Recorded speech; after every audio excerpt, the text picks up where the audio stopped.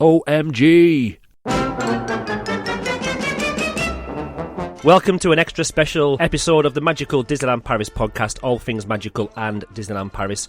I'm Andrew Williamson and I'm joined by Simon West. Hello. Each Magical Disneyland Paris podcast episode will have a different focus, be it an attraction, a restaurant or special element of the Disneyland Paris world. This episode we are focusing on the latest news regarding Walt Disney Studios. We also hand over to you, the listener, and discuss your views and opinions. Hello Simon. Hello again. I don't know whether I can't believe more that A, we have a podcast again, or that B, this is actually happening. This isn't like us randomly speculating what's going to happen. I mean, what will follow will be many hours of speculation, but like this is real. They're actually doing it. They're actually going to basically build an entirely new theme park. This is crazy. I'm so excited. OMG. Tell me about it. This is very, very wild. Now, you mentioned there about speculation. I know we do a lot of speculation when we talk about the future of attractions, but a lot of our... projection mapping. Yeah, well, yes, obviously. Hashtag projection mapping. I'm followed by quite a few projection mapping companies on Twitter, but no one's ever sent me a free projector yet. No, a sponsorship would be good. That would be amazing. We're open to ideas, I think. There's quite a few companies that we'll have to tag in our episode when we post it. Anyway... we've only been on for about 1 minute and we've already digressed into projection mapping, and that's it, off topic already. What was I saying? Speculation. We normally talk about that in future sections, but a lot of what we say is what the attractions are like now or what they were like in the past. So it's quite new territory for us, isn't it, really? It is. I mean, to be fair, one of my favourite bits is always just us randomly speculating on the future, and I mean, now we just have a nice, sort of low-res, very undetailed picture for us to work off. It's going to be fun. And who would have believed a few months ago that we would spend maybe 2 hours talking about one image, which is only concept art, not even any final design?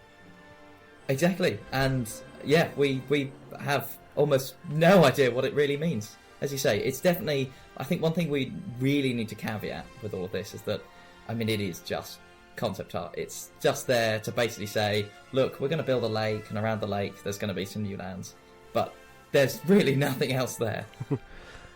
Let's see if we can make it into something. Oh yes. So we always like to start off with a brief history, and everyone knows this history, but the Walt Disney Studios was opened on March the 16th, 2002. It was originally supposed to be opened around 96, I believe. It was supposed to happen like only a few years after the original park opened in 1992, but obviously financial reasons, it didn't make a profit for quite a while, the park. And I think once it started looking like it was going to make a profit, and maybe actually did, maybe once or twice, that's when the Euro Disney company decided to take the plunge. I think also contractually they had to open a second park by a certain date. They also have they've extended this, but they also need to open a third park by a certain date as well. It's some like 2030 or something it's being extended to now. But to be honest, we all speculated for years and years and years, would they redevelop Walt Disney Studios or would they open a third park? And obviously I think this is the correct answer that we've been shown at the moment. Yeah, I think so. It would be a bit ridiculous to have a cash-strapped park and then open a third gate without fixing the second one. But yeah, I mean, we'll go on now to talk about the history of the park, and that'll be fun. Well, it's not a very long history, is it? Really, if you read through it. So yeah, obviously, when Walt Disney Studios Park first opened, there was only 3 main areas. So we had Toon Studio, Production Courtyard, and Backlot. And if they're the main areas where the attractions were held. Obviously, you've got the front lot and Studio 1, which is mainly just shops and eating areas. So Toon Studio, 3 main attractions there: Art of Disney Animation, Animagique, and Flying Carpets over Agrabah. Have you, before, I don't know, we don't want to spend ages talking about these attractions really, but have you tasted all of the attractions in Toon Studio from this original list? Yeah, I mean, I've from all of the opening day attractions, I think I've had a good try of all of them. I mean, the problem with the sort of opening day list of attractions is they're really nothing special. No offense to them. I mean, there are some good ones there. I mean, obviously, you know, Animagique was a classic that we were quite sad to lose, but I don't think anyone was no one was in tears over it. And bizarrely, two of the ones in Toon Studio out of Disney Animation and the Flying Carpets over Agrabah. I mean, I don't think anyone's ever said that they were brilliant, but it looks like they're possibly staying. So potentially, yeah. Looking at the concept, Toon Studio is pretty intact as it goes. Well, it's all about the tunes. Oh, exactly. Production Courtyard, Cinemagique and Studio Tram Tour behind the magic. The attraction definitely is behind the magic because no magic happens on that attraction anymore. But yeah, Cinemagique. I didn't actually go on to that or taste that show until really late on. Actually, in its life, I think I managed to. I think it was last year now. It closed, and I managed to get there in February last year, just before it had its final show. So I'm actually quite pleased I managed to get to see it. But I know it's got a lot of fans, but obviously it's one, especially when you look at the concept art that we've got to talk through today. But it's probably one that its time was up, really, wasn't it?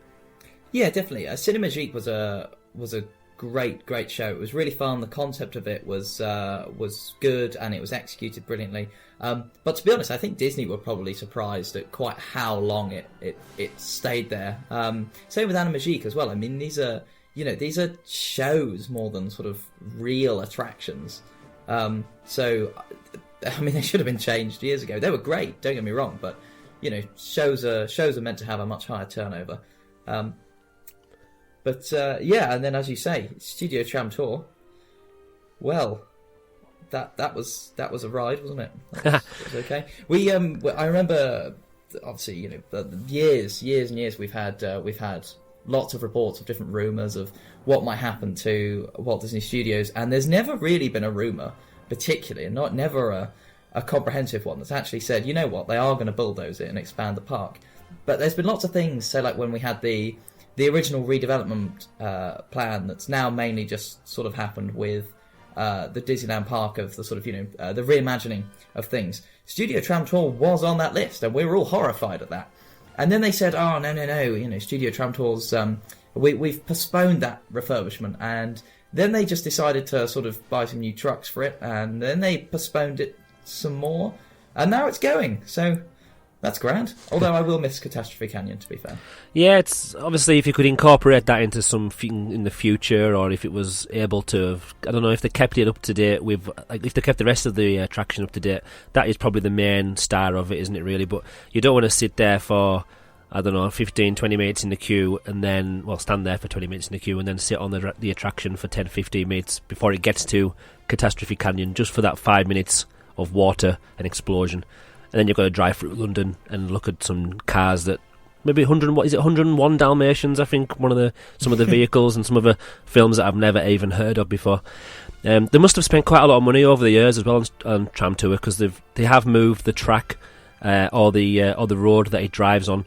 I know it doesn't cost much to reroute tarmac and stuff like that, but the amount of time they've actually spent changing the layout just so they could fit in Toy Story Playland and Ratatouille and other such new attractions.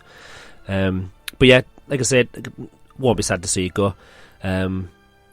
So yeah. Yeah, I mean the big thing, of course, being that Studio Tram Tour has to go because it's in the way. It totally blocks the expansion route, which is straight on beyond it. And I mean, I'm sure if you're listening to this podcast, you have seen the concept art that we're referring to. Of course, now we've got a great big avenue that's going to go straight through where the station for Tram Tour used to be, or currently is. So yeah, that's the big thing with Studio Tram Tour. It was in the way, and now it's going. Yeah.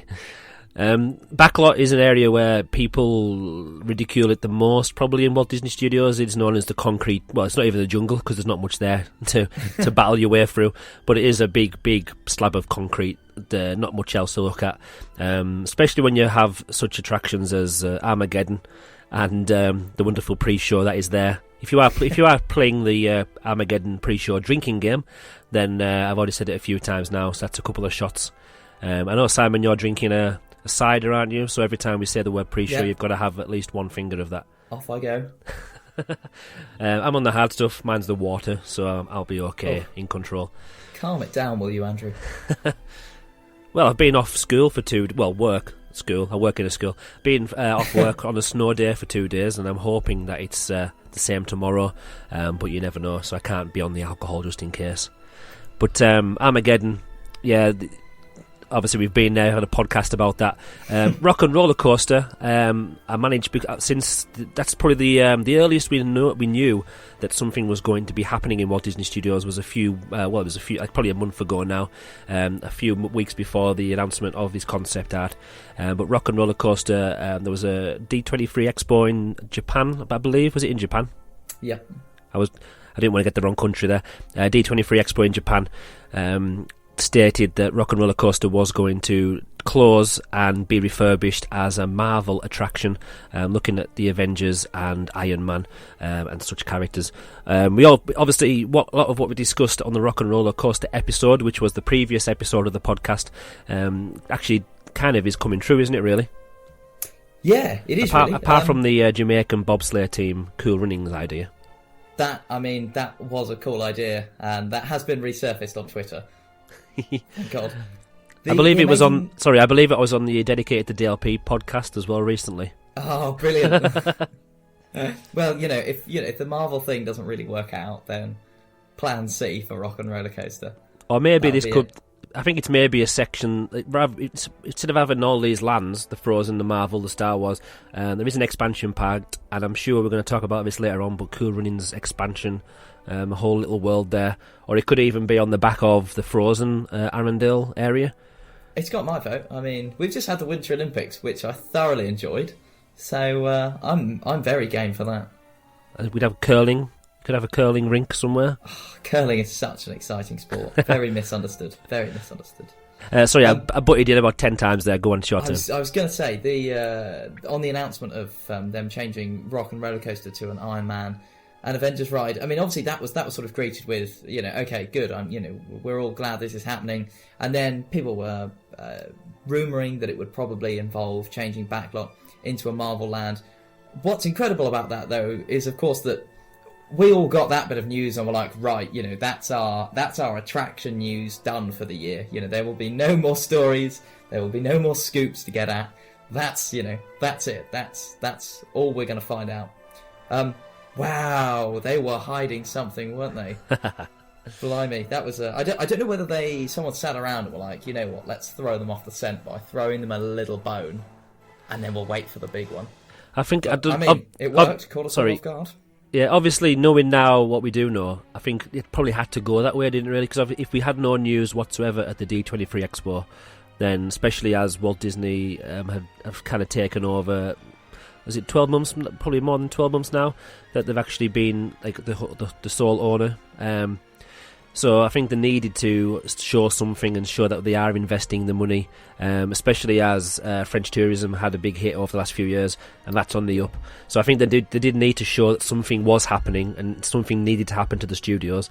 Obviously, that it wasn't the right time for them to share the whole concept, and they obviously wanted to get the okay by the French government, so they've got a political backing of it, and it basically shows that the French government are helping the French people, and it shows that the Disney company were right to take over 100% ownership, and they've got the backing of the French government, which obviously hopefully has got the backing of the French people. So I think obviously it needed to happen in this way, really. If we didn't have anything, then obviously we would have been, or the fans anyway, would have been upset, disgruntled, talking about not wanting to come. Disappointed, although I think as DLP fans we've probably got used to not hearing much at D23. That's true, but you kind of do expect a little bit more. We did have we'd had something previously as well about the Iron Man New York hotel, so we knew a little bit more about that before then as well, I believe. So we were starting to get information, so to not have anything at all probably would have been a little bit strange. I know people were really excited when they did hear the news about the Iron Man roller coaster. The last one in backlot is Motors Action, the Stunt Show Spectacular. So that was... I really like it. I don't do it every single trip, but it's definitely one that if I've got time and it's a nice day, it's definitely one I would like to go and see. Go on, sorry. I think it's as with a lot of the things we've been talking about so far. I think it's probably had its day. It's time for it to go. The awkward period where Lightning McQueen was making an appearance. And a forgettable period in the ride's history. But I mean, it's a great show. I mean, it was obviously taken over to Florida, to the Hollywood Studios park there, because it was such a spectacular show. Time for it to go, but it was a good attraction, definitely. It was, and to be honest, when you look at how many attractions are there, 1, 2, 3, 4, 5, 6, 7, 8 attractions on the opening day of what should be it was a brand new park.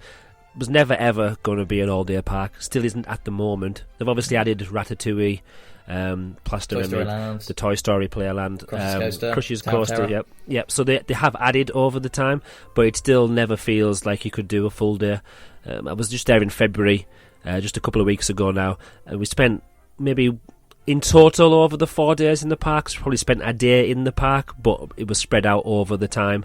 Part of that was because of Season of the Force, and if that didn't happen, then we probably wouldn't have went back into Walt Disney Studios Park for more than a few hours to do Crush's Coaster or Ratatouille a couple of times, stuff like that. So it's getting there, but obviously this pushes it well over, and it's going to be hard now to decide whether you spend half your time spread over both parks if you're on a 4 or 5 day trip, or do you still spend most of your time in the Disneyland park, hoping that a day would be enough to cover everything. I'm sure we'll get on to discussing that very, very soon. Absolutely. One thing that we obviously should say about the history of the park is, of course, that there was a lot more planned for it. I mean, you said that they delayed opening it, but that then, of course, delayed a lot of the rides that were meant to be joining in. Of course, Tower of Terror being the main one that was meant to be an opening day attraction, they just couldn't afford it. So that was 2008 that came, I want to say, off the top of my head. Obviously was and is currently the sort of the staple attraction. That's the showpiece. It won't be anymore, one has to imagine. Obviously the park's always been beset by, we'll push that back. We'll do that later. And I think hopefully now this marks the end of that. So should we head on and talk about the makeover? I think we definitely should. Now, before we start going round the concept art and talking about the different areas and what's going to happen, or what we believe is going to happen, obviously, just being a concept, it's just obviously it won't be one artist who's just being given free rein to design what he wants. He's been told this is happening, or she's been told this is happening, that's going to be happening. So put your little spin on it, but these are the kind of things we're going with. Well, it started off, I'll tell you the story about how I found out, and then we could find out the interesting way that Simon found out. I was teaching a lesson, 17, 18-year-olds were talking about IT-related nonsense, to be honest. Then I got a little notification on my Apple Watch saying, but it was basically just a little picture. I couldn't really see what it was. Luckily, with my sixth form students, they were working hard away eventually, so I could have a sneaky look on my phone, and wow. I remember my first tweet was just OMG, and then I quoted the was it the press website? I think I quoted the French version, because obviously the tweet that went out first, and couldn't believe it at all. Still can't believe it, really. I'm a bit speechless. Thinking back to then, I got really excited. Luckily for me, the students that I was teaching, a lot of them went to Disneyland Paris with me the year previous, so I know they were all big fans of it and keen to know more about the park, and we've spoke about it over the years anyway, so I shared that with them, and they were so excited to see it. And to be honest, as well as being excited, they were really, really disappointed that they won't be students at our sixth form, so there's no potential unless they go themselves when they're a bit older. They were very gutted that they couldn't actually go together as a group to see all these amazing things, especially when there's a lot of Marvel and Star Wars fans in the class as well. So looking around on Twitter, seeing everybody's reaction, it was just amazing, and the excitement. And to be honest, thinking back now, obviously I've had loads better days in my life, but for the excitement wise, it was just so exciting, and the buzz I got from reading everyone's messages and everyone's ideas, and it's kind of what we've been waiting for ever since I've been a fan of Disneyland Paris. Yeah, it's definitely, I mean, as long as I've been sort of in the community, that's this is exactly what we've been waiting for. But I still don't think anyone at all actually thought it would happen. And of course, then we had no leaks to this. It literally came out of nowhere in midday. When I first saw it, I honestly thought it was fan art. I looked at it and was like, wow, someone's come up with a really cool idea there. Shame that'll never happen. And then continued scrolling through my Twitter feed before I realised that no, this was genuine. This is actually happening. Yeah, it's quite unbelievable, but wow, so exciting. And of course, later on the podcast, we'll get on to talking about all of your opinions.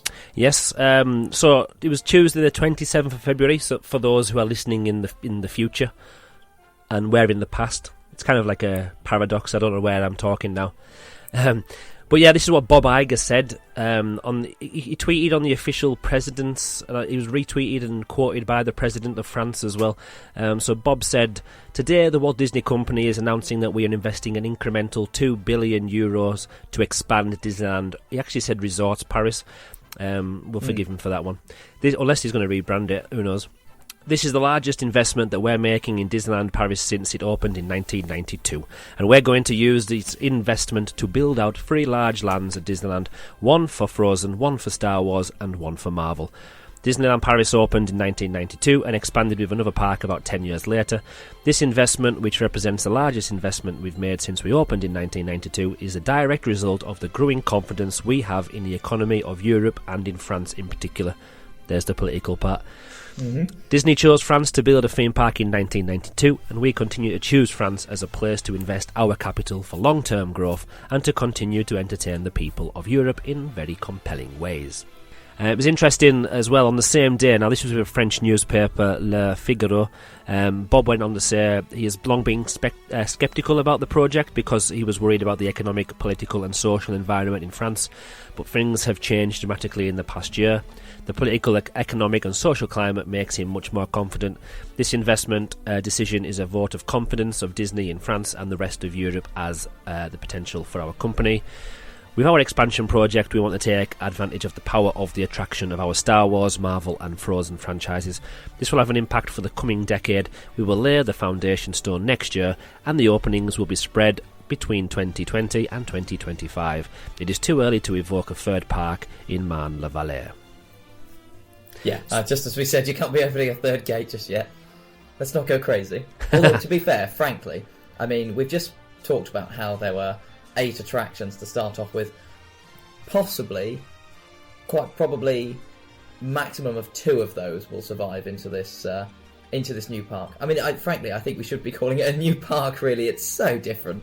Yeah, it's going to be wildly different. It's going to be a new park with some old bits stuck on the side, isn't it? Really. Yeah, I think that's a much better way of looking at it. And actually, looking at the map or looking at the concept art, I completely forgot I was going to mention this. When you were talking about removing the backlot tour, because they wanted a really big, long avenue to get to the lake, if people were such fans of the attraction, they could have just surely dug down and tunnelled under, or they could have had some kind of... It could have made it a bit more, I don't know, landscapey-ish, if that's not even a word, but hopefully you know what I mean. Rather than it just being one straight path, which is what the problem of Walt Disney Studios has been. And the Disneyland Park does have its ups and downs, and it's like steps and ramps and caves and everything like that. Could they have done something with that to make it a bit more interesting? If they wanted to, obviously they don't want to keep it, 'cause it's gone. But if they wanted to keep it, could have happened, couldn't it? I'm sure they could. I mean, if they're going to spend $2 billion and build a massive lake, I'm sure they can do some tunnels or some bridges. I would think if they really want to keep it, an easier way to do that might have been to say, okay, well, we'll scrap the Rain of Fire set, because who's even seen Rain of Fire these days anyway? Catastrophe Canyon's the main thing. Why don't we just sort of expand Studio Tram Tour, move the station over sort of behind Toy Story Playland towards Ratatouille, keep that section of it, maybe expand it a little bit. You could do that with it. They probably didn't need to entirely bulldoze it, but that's what they're going to do, and I don't blame them for doing that. Of course, Studio Tram Tour also did exist in the Floridian Studios Park, and that's been bulldozed as well. Yeah. They could have used it, rather than keeping the scenes and using it as an attraction. Could they have incorporated... I know it's not the Disneyland Park, but obviously we've got the railroad around the outside of the park. Could it have been a kind of transportation system to transport you to the different lands? Obviously it wouldn't have worked on road, but they could have used the station if they'd kept that in the plans. They could have transported you to Arendelle and to Galaxy's Edge, if that's what it's going to be, a Marvel Land and such like. Well, you could certainly imagine some sort of concept like that working, where you have basically an exterior sort of big circle road around the outside, just like the railroad, and you hop on the tram in sort of the front lot, and then I'm sure you'd be able to make stations that sort of merged a sort of studio backlot feel, and then you walk into the movies all of a sudden, which is effectively how the park now, I guess, is going to work. You're in the studios for Studio One, and then you walk into the universe of the park. So I'm sure they could have done that. But of course, what it looks like we have, if you zoom into the picture of the lake, there is a boat on that. So maybe the boat will have transportation like World Showcase at Epcot. Maybe. We'll talk about that in a minute, though. We will. Let's start. Well, there is no. The best place to start at the beginning, as they say on The Sound of Music. But so we'll start at front lot. So nothing's changed, apart from it looks like the entrance to Studio One does look different, but everything else from the front lot there does look very similar. Yeah. So basically, it looks like they're going to try and expand the sort of entrance to front lot, because currently that's sort of, there's like 5 small double doors there. It looks like, obviously, you're making a bigger park, you're expecting bigger guest flow. If you've still only got that one entrance and exit, you're going to have a lot of people going through there. So it looks like they're going to try and sort of expand and make a much bigger archway and a bigger entrance to Studio One. There has been talk saying that there could potentially be walkways either side of Studio One to get in as well. Yeah. I'm zooming into the concept art now, and I'm not convinced that those are walkways. I think they're either roofs of buildings, or there's just trees in the way. So I'm not quite sure there's any sort of extra walkways being added in. But you never know. Maybe this concept art is very intentionally blurry and has sort of this awkward sponge effect on most of it. So they're not trying to show any details at all. But maybe that's the case. And if anything, if it was so detailed, then obviously we'd hold them to that, wouldn't we? And if they change any of it, we'd be like, well, this is what you showed us. This is what we wanted. We're having this. And obviously by blurring the edges, and it is just concept, it means that they're not promising anything. They're just kind of saying, this is the kind of thing we would like to put in. But yeah, they haven't given any detail at all, and you don't expect that to happen. Especially when there's fans such as us who will jump on the bandwagon straight away if anything changes. But yeah, the Eiffel Tower is still there. It's still called Walt Disney Studios on the Eiffel Tower, so nothing's changing there at the moment. It is interesting, though, that on the plans for Studio One, the big one has gone, and then the 2 and the 3 are still there on Studio 2 and Studio 3. So it does make you wonder, is it intentional? Is it just the plans or the artist just, I don't know, obviously not concentrating on Studio 1 really, because that's not the main focus of the concept art. But it does make you wonder if the rest of the numbers are on the studios. It looks like it has been removed on purpose, doesn't it? Yeah, possibly. I mean, it looks like maybe it's been replaced by a window, although then again, the sort of drawing of it is shaky at best. I'm really not sure what it's meant to be. There's just a sort of black blob with some... It looks like someone's just got like the paint tool on Microsoft Paint and just drawn a beige squiggle around it. So, looks like some blackberries to me. It does actually. It's spotted, isn't it? Yeah. There we go. So it's BlackBerry Studios. That's sponsored by BlackBerry. Do they still make mobile phones? Are they still a company? For business, maybe? I don't know. New sponsorship? No one suggested that yet, so there we go. That's our first unique suggestion. Start a rumour off. BlackBerry are sponsoring Studio One. We always add things of value, don't we, Andrew? So yeah, let's go on. Sorry, one thing to throw in before we sort of get into the really exciting new stuff is sort of the time frame that we have here. So you were saying a second ago about Bob Iger mentioning that he's been sort of he's been putting off this project for sort of a year. I think it was Alan from Cafe Fantasia pointed out that this concept art, if you take the file, actually says it was digitized in October 2017. Now we have to imagine that this has been in the cooker quite a while, and that this, this concept art is the result of quite a lot of thinking about it. Of course, I said earlier that the Studio Tram Tour refurbishment had been pushed on quite a bit. Now that was what, two years ago now, maybe. So we have to imagine that this has been in the cooker for all that time. Sorry, just wanted to throw that in before we move on. No, it's good. Yeah, it's good you said that. It's also interesting as well the dates that he mentioned in the Bob Iger mentioned in the article with the French newspaper, because a lot of people were saying, well, is it going to start in 2020, the construction, or is it going to be straight away? Now, it does look like from that interview it's going to be next year, so it does look like 2019 would be when things start. The rumours are that basically this is the last year to ride Rock and Roller Coaster. Obviously that was the first part of the whole chain reaction, wasn't it, really? So it looks like it's pointing towards Rock and Roller Coaster closing around Christmas time. Possibly at the start of 2019, and that's when we're going to start the redevelopment, and we'll get to that area of the park in a second. So if you go through Studio One, could completely change. Studio One at the moment has some small boutique shops and the kind of the fast food chicken nugget burger type joint.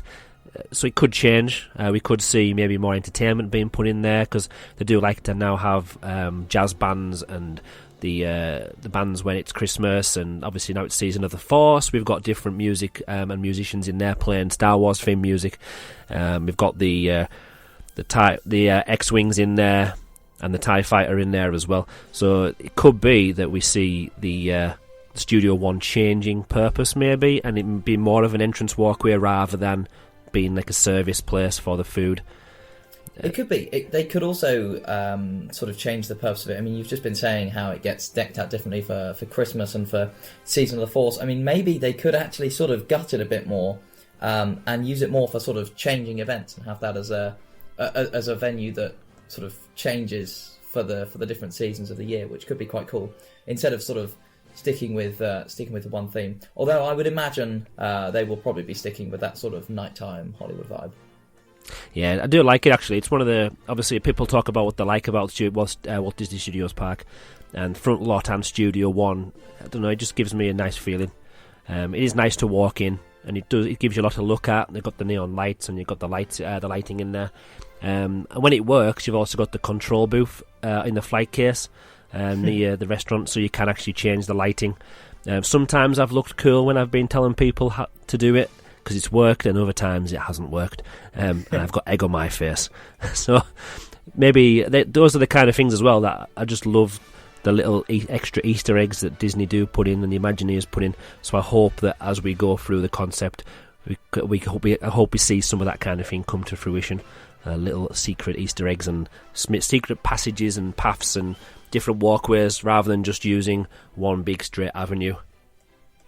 Oh, absolutely. I mean, that's one of the great things about the Disneyland park that we have over some of the other Disneyland parks around the world. There's so many sort of small things to explore. There's so many walkways, the caves in Adventureland. There's so many atmospheric places to enjoy that aren't specific attractions.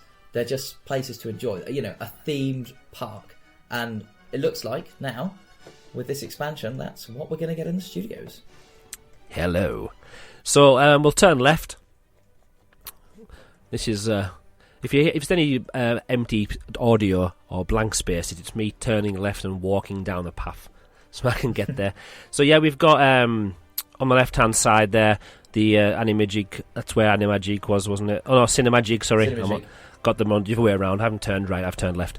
So that's going to be probably they keep saying Avengers stunt show. That should be happening soon as well. It's all fenced off now. When I was there a couple of weeks ago, it was all fenced off, whereas previously, since it was shut down, it was all just open and the lights were on. So they are starting to do work on there as well. So that could be opening anytime soon. So that's the start of the Marvel type area. Obviously, in front of you as well, you've got the Tower of Terror. Now, it's important to note that Tower of Terror still says the Hollywood Tower of Terror, and it's in its old current form. Hopefully with the new rendering, which should be taking place in the next 12 months, because it's all obviously falling apart at the moment. But that's a different story for a different day. Yeah, I'm really chuffed it's staying, not only because it's now effectively a unique tower that we have now that California's gone, but also because I spent so much time on Twitter being like, nah, Mission Breakout won't come, it won't come, it fits with the theme of Walt Disney Studios, it won't come, So I'm glad the change isn't happening, because otherwise I would have egg on my face. So that's the only reason why. Pretty much, yeah. But to be honest, it still fits in depending on obviously what they do with the fronts of some of these Marvel-inspired buildings, it could be that it kind of slowly gets more futuristic as you head towards down to the new Iron Man ride, or to where Motors Action used to be. It kind of does look like it probably could do. It could feel like it goes Art Deco-y and slowly gets more modern as I mean, you goes down. You have that sort of American styling, so there's no reason why you couldn't sort of go from 1920s LA to a sort of more modern Art Deco, then into a sort of futuristic Art Deco. Yeah, there's no reason why you couldn't pull that transition off. Luke, I believe, has done as in NIDLP Geek, has done an excellent article, basically talking about how you could pull off a transition like that. So do check that out. I'm just reading that now to see if I've missed anything important that I should mention. I'm not really, even though I do like Marvel, especially as Noah's now moving from the traditional Disney Mickey Mouse style stuff to the Avengers and the Marvel universe. I'm starting to watch it a lot more and starting to get to know a lot more about it. Is there a certain time period that this universe is supposed to be? I know Captain America is from the war. Like, is it the First World War or something like that? I can't remember now. But would it work? Are there different time periods over the universe that you could kind of have different elements based on different time periods of Marvel universe? Or are you not such Honestly, a big fan? I've not watched a Marvel film for a good, 8 years, and to be honest, that might have been a DC film for all I knew. Like I said, it had superheroes, that's all I know.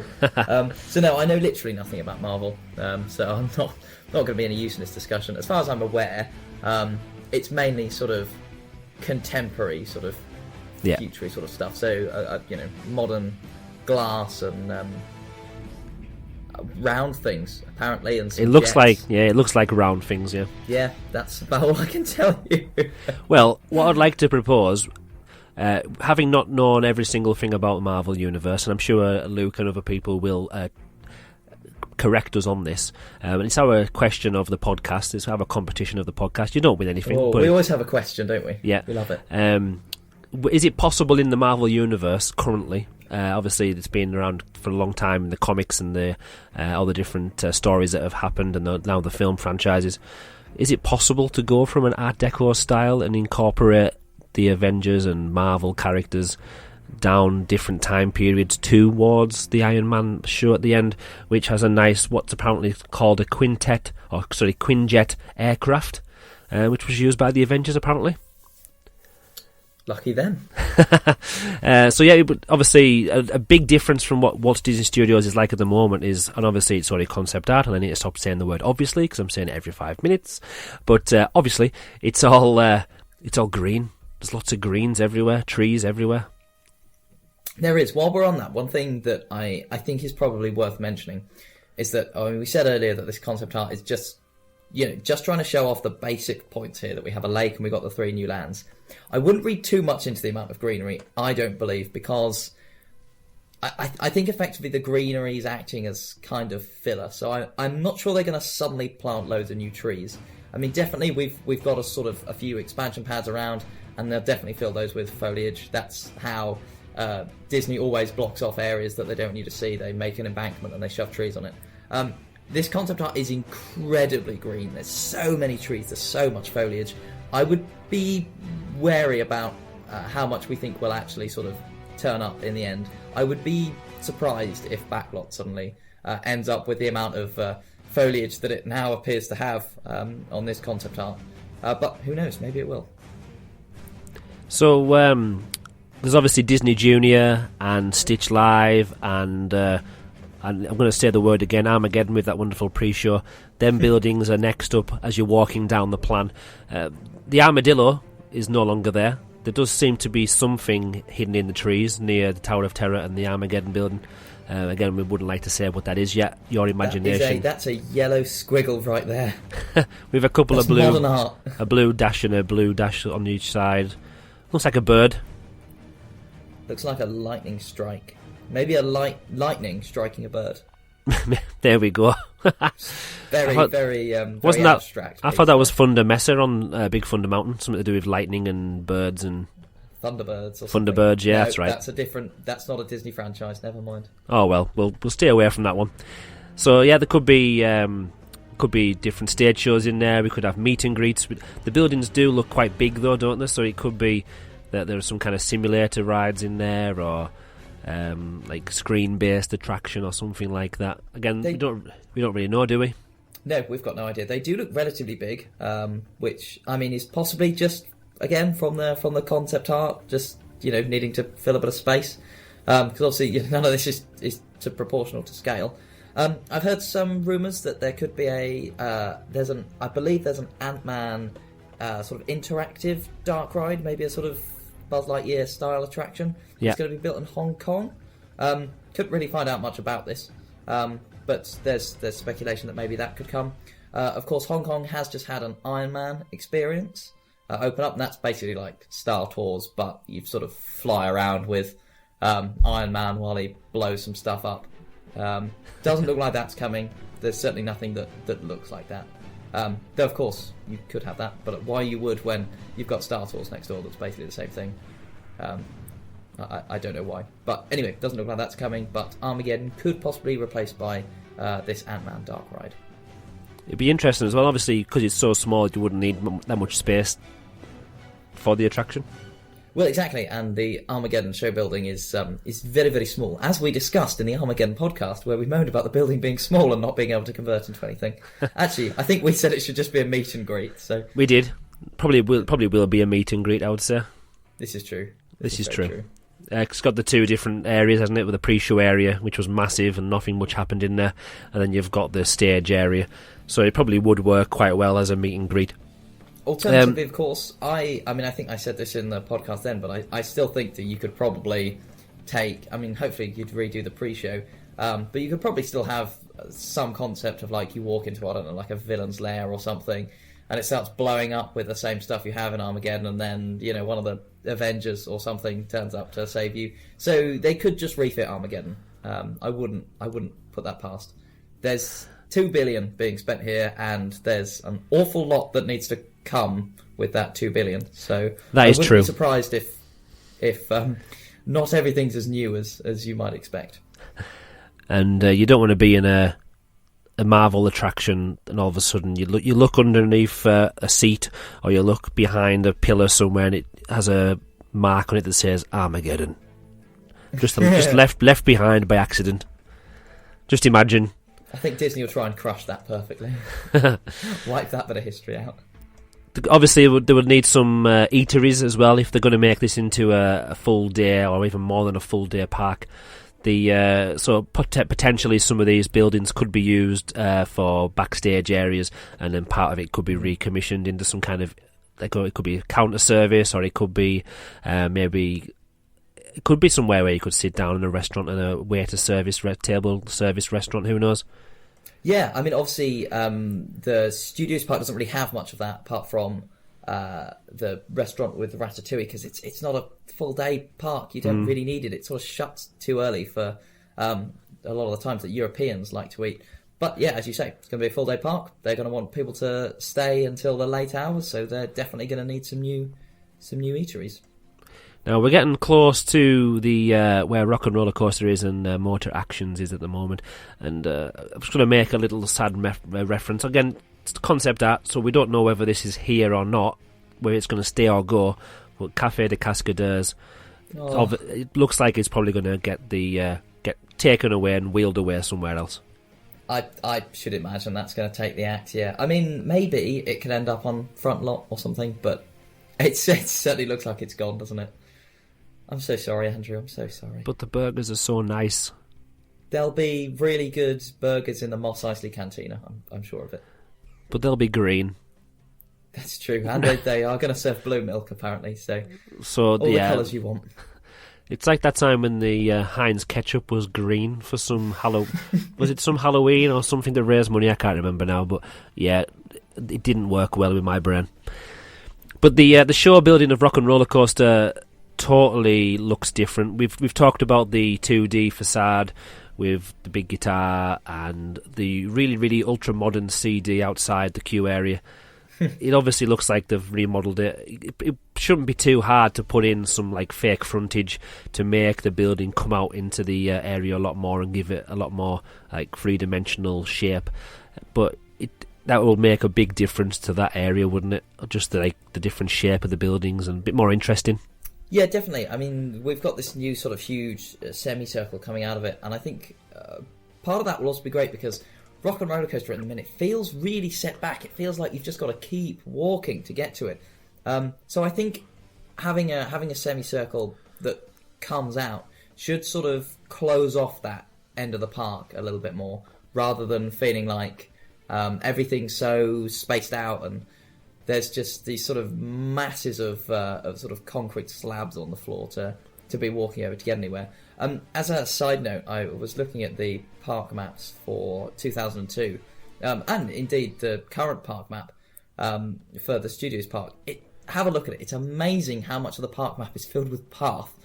Just looks like there's these huge, expansive pathways there. Whereas, of course, you look at this concept art, there's not many pathways to be having a look at. So I think that's probably reflective of how we now will have a proper sort of density of attractions and a lot more thought about the atmosphere that each individual zone is going to have. Yeah, it does need a bit more thought to it, and it definitely looks like that's going to happen. The Motors Action Stadium, now I've heard different people's discussions and opinions on this. It looks like from the way that some of the diagonal lines are going down, and the way that the way that it sticks out towards the back of it near the fake trees, it looks like they're going to possibly keep it as some kind of stadium structure. From what I can gather from the concept, it could be just the way that the lines are. It could be lighting. It could be part of a roof. Who knows? I don't know. Just the way it sticks out, it looks like it could be kept as some kind of stadium. Maybe. I also wouldn't rule out the option that they just don't know what they're going to do with it yet. So they just went, look, just make it blurry, put some trees around it. Because from the picture, we've got the. Did you say it's called a Quinjet? Yeah, something like that. Quinjet. That's what Luke says on his lovely article. Luke's the expert on this. Luke will know. So we've got the Quinjet, and then it almost looks like we've got sort of where currently the sort of the back of the Mediterranean facade is, but then disappeared is the stadium seating, which obviously previously we think that this is the base of this is traced from a Google Earth image. So they've obviously removed that, which makes you think, maybe they've done that on purpose to replace it with a sort of spongy green affair. So I think maybe they're leaving that open. But of course, maybe we'll have some sort of Avengers attraction based on the Quinjet there. That they could just make that into another backstage show building. Yeah, it could be a simulator, couldn't it? Obviously, if the Quinjet, and this sounds really bad, I do like Marvel, but again, I'm not a fan of it as such, where I'm so geeky that I know every single thing about it. But it could be a simulator. I know they're talking about a Millennium Falcon, a simulator, which may or may not be on the plans, and we'll get to that a bit later. But if that's not going to be there, then it might be useful for there to be another simulator as such, similar to Star Tours, that could be placed there maybe, especially if they've got the jet outside. It could kind of hint to that maybe. Something like that, or could you have, I don't know Marvel properties well enough, but obviously Flight of Passage in Pandora is exceptionally popular and has been met incredibly well, so some sort of virtual reality and simulated experience, perhaps? Yeah, obviously, I don't feel that these Quinjets breathe just like the Banshees do on the Pandora, so maybe it won't need as advanced technology. I'm not sure you ride on top of it either, to be fair. But if you haven't seen the film, how do you know? This is true. He could lasso. Captain America could hit a shield onto a bit of rope, and then the rope could lasso around the Quinjet. He could jump on board, and all of a sudden you're riding a Quinjet. Plug your tail into it or something. Got some USB ports. That's a mixture of IPs there. So we'll walk back. Unless you've got anything else to say about the Marvel area, should we walk back down towards outside of Studio One? Yeah, let's take a gander back down. Outside Tower of Terror again. It looks like they've still got a lot of Hollywood Boulevard. Some of the buildings there where they've got little cafe areas and stuff like that. So again, hopefully they're going to keep some kind of street area and different streets, side streets. Again, we can't tell because of the blurring and the grass and the greenery and the trees, but it could be. And there are some colours in amongst the trees near Tower of Terror, so there could be some other paths or other building areas, or people have speculated that could be an expansion pad maybe. I would love it. It's not going to happen, not as part of this £2 billion redevelopment. But I would love it if Hollywood Tower of Terror stayed the same way. It would mean you wouldn't be able to stay in the actual tower, and we've talked about having a restaurant in the tower on a previous episode a long time ago now. How amazing would it be if you walked in, like you kind of do when you go to Place de Remy, you've got an actual hotel where you can stay in the park, or at least a restaurant, even if it makes you feel like you're going up the tower. Obviously they've got the technology coming soon for the Star Wars Hotel, where you've got the screens. Maybe we could project some our projection mapping or our screen technology. You could actually project at your top of the hotel, and you're staying in the top of the Hollywood Tower before it was destroyed. There's no reason why you couldn't get in an elevator and then the elevator doesn't actually take you anywhere, and you just get out of it and then feel like you've gone somewhere. Of course, that's what happens in Journey to the Centre of the Earth. There's plenty of examples of elevators that don't actually go anywhere. So, that would be a really cool idea. Did we also talk about? Because I know there was a rumor of the Hollywood Tower in Florida getting a bar put at the top of it, which I've no idea how serious that was. But I mean, we Europeans like a drink. I say drinking my cider. So maybe that would be cool. Although I highly doubt it. What I think's interesting about this front area, this sort of Studio One area, is they've shoved lots of extra trees in front of it, and they've basically just sort of drawn over the existing boulevard to create this new boulevard that goes towards the lake, with lots of trees at the side of it that sort of covers over the area around the Hollywood Tower. So, I mean, I wonder how much of that front area is going to be keeping the 1920s Hollywood feeling, or how much is going to go into that new avenue. Very difficult to say, because it looks like they're going to be doing away with the those sort of two-dimensional the flats. Flats you would describe them as, which, I mean, I always quite like those, but I guess if you're going now for the idea that you're actually immersed in the universe, you can't have two-dimensional flats anymore. I guess we'll go on to talk about this boulevard, but that's very,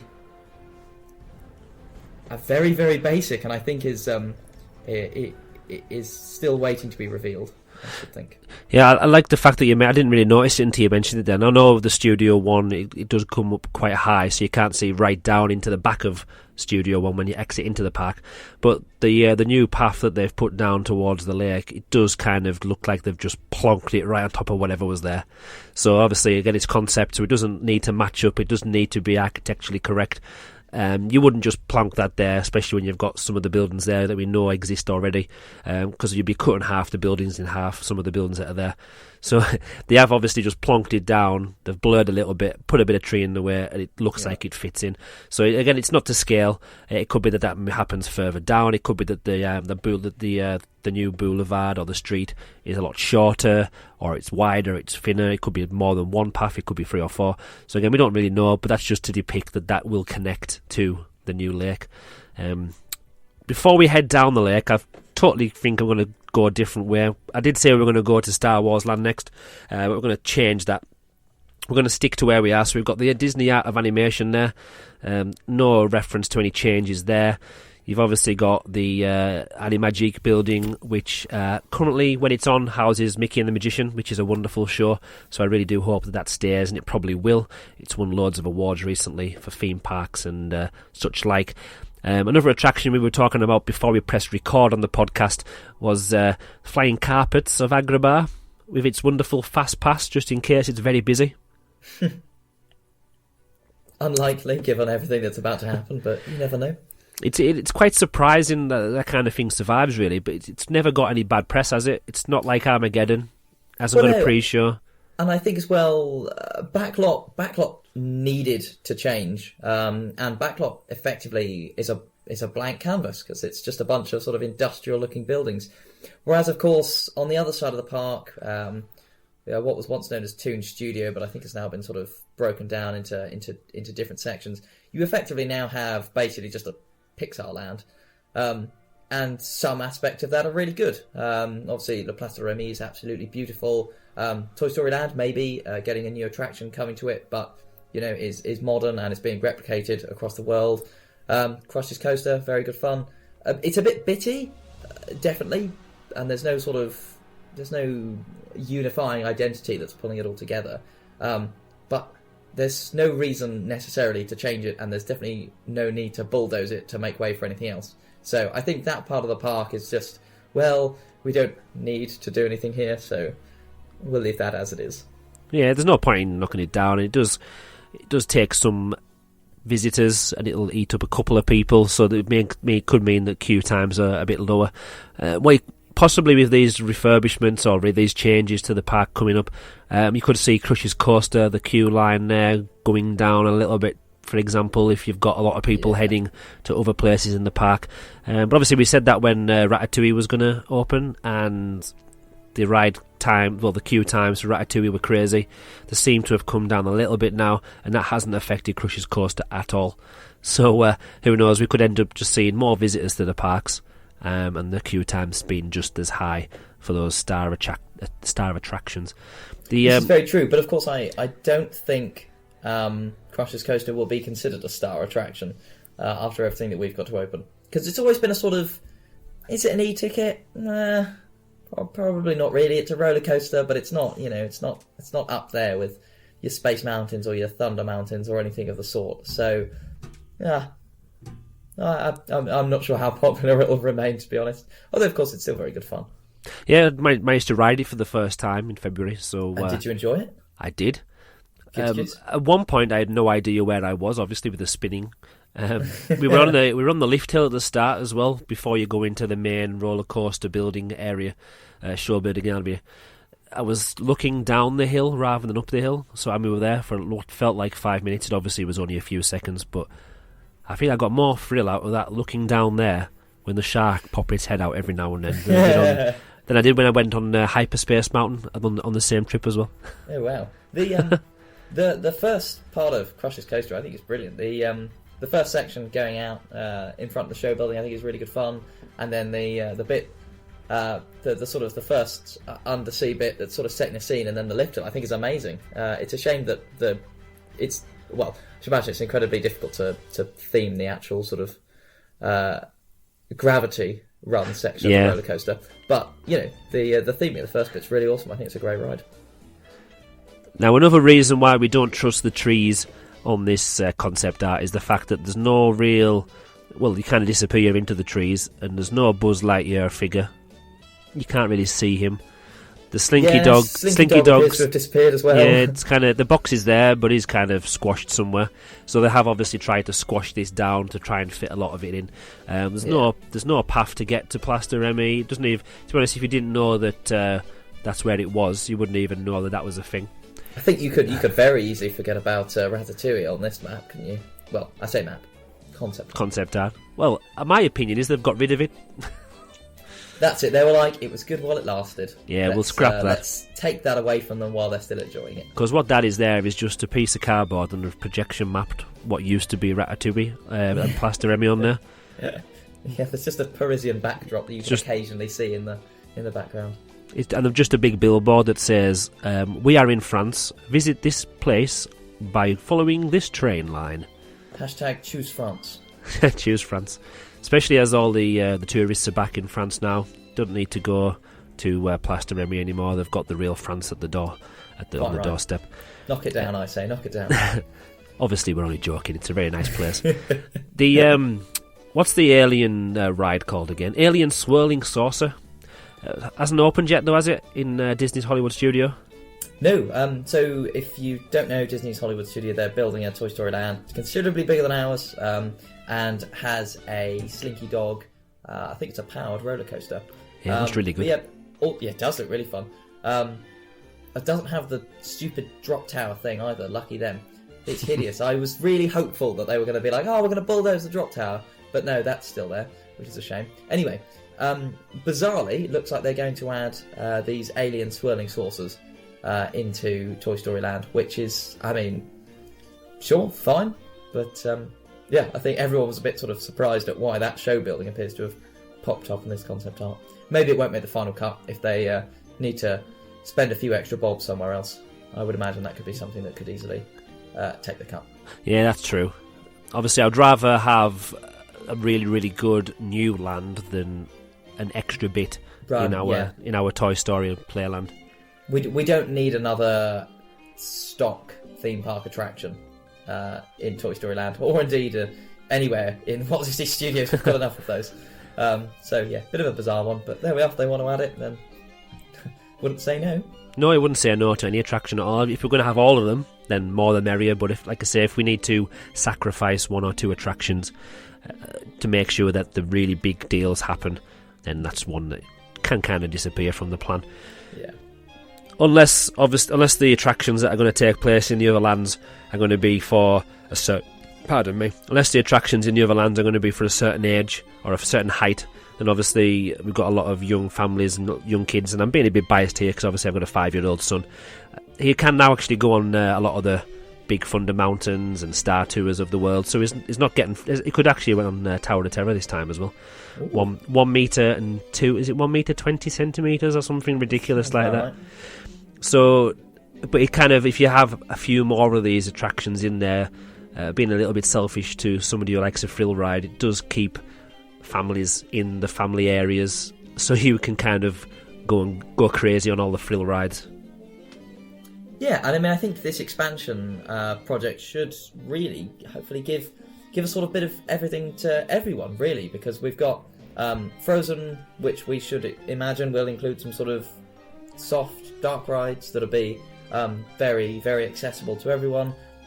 Star Wars, we're expecting there to be the Battle Escape ride there, which again sort of, maybe plays more to people who are interested in the Star Wars franchise, but should still be sort of just about open to everyone. And then I think we're probably expecting some slightly more intense things over in the Marvel area, what with Rock and Roller Coaster being a very big roller coaster in and of itself. So there's something for everyone here, definitely.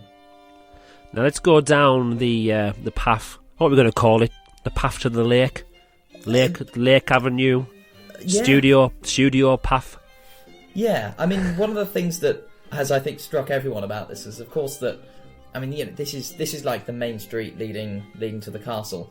But what we have is a sparse-looking pathway with, are they meant to be like tents at the side of it with some banners across, which, I mean, just looks bizarre, really, when you think about it, because there's not really any theming going on there. Now, I would imagine this is because they've probably not quite decided what they want to do with it yet, and they've, we'll put something quite basic there before full decisions are made. But yeah, this boulevard is very strange. Yeah, it would have been stranger if they didn't have anything at all, like you say. So if they haven't got the plans sorted yet, and they obviously haven't, and they were right at the start, the first phase of the redevelopment, so putting something in there probably would have made it a little bit more interesting. Better than having nothing at all. Maybe it's going to be somewhere where you can purchase some snackage on the way down, especially as it looks like it's a really, really long avenue. Mm. Well, this is another thing that I wonder, really. I mean, obviously, this is just concept art. This is meant to show off a sort of grand vision. But I think the perspectives here are possibly at a bit of a weird angle, should we say. So I would personally imagine that boulevard's probably not going to be quite as long as we think it's going to be. And I'd imagine that lake is going to start a lot further forward than this image would suggest. Partly because if you look at the footprint on an aerial view of the Studios park, it's already sort of framing, or starting to frame, a sort of position for a lake with the angle that Toy Story Playland is at. So I would imagine that lake is going to be an awful lot closer to Toy Story Playland than we're seeing here. Yeah. I would imagine there'll be a sort of a bit of a line of trees or something to divide Toy Story Playland from it, but I would imagine then we'll go straight into that lake, which I think this picture suggests it's going to be set a lot further back, but I would be surprised if that's actually an accurate representation. At the moment as well on this plan, there's no path or obvious path coming out of Toy Story Playland or Ratatouille. I suppose there is maybe if you look through some of the trees, if you can, some of the hills that are on there. I just don't see them having one major path and only that path taking you to the rest of the lands. There should be little paths in and out of all the different areas, just to make... Obviously, you don't want people going in and out all the same way. You want them to be a flow, so people are kind of walking around in different places, not all bumping into each other. There's a nice big grassy area right down the end of the path, isn't there, before the lake? People have speculated that could be somewhere where they hired a show building for some kind of nighttime show, projection area or something like that. Again, it could just be we need something green there because the lake's just really, really big. So who knows?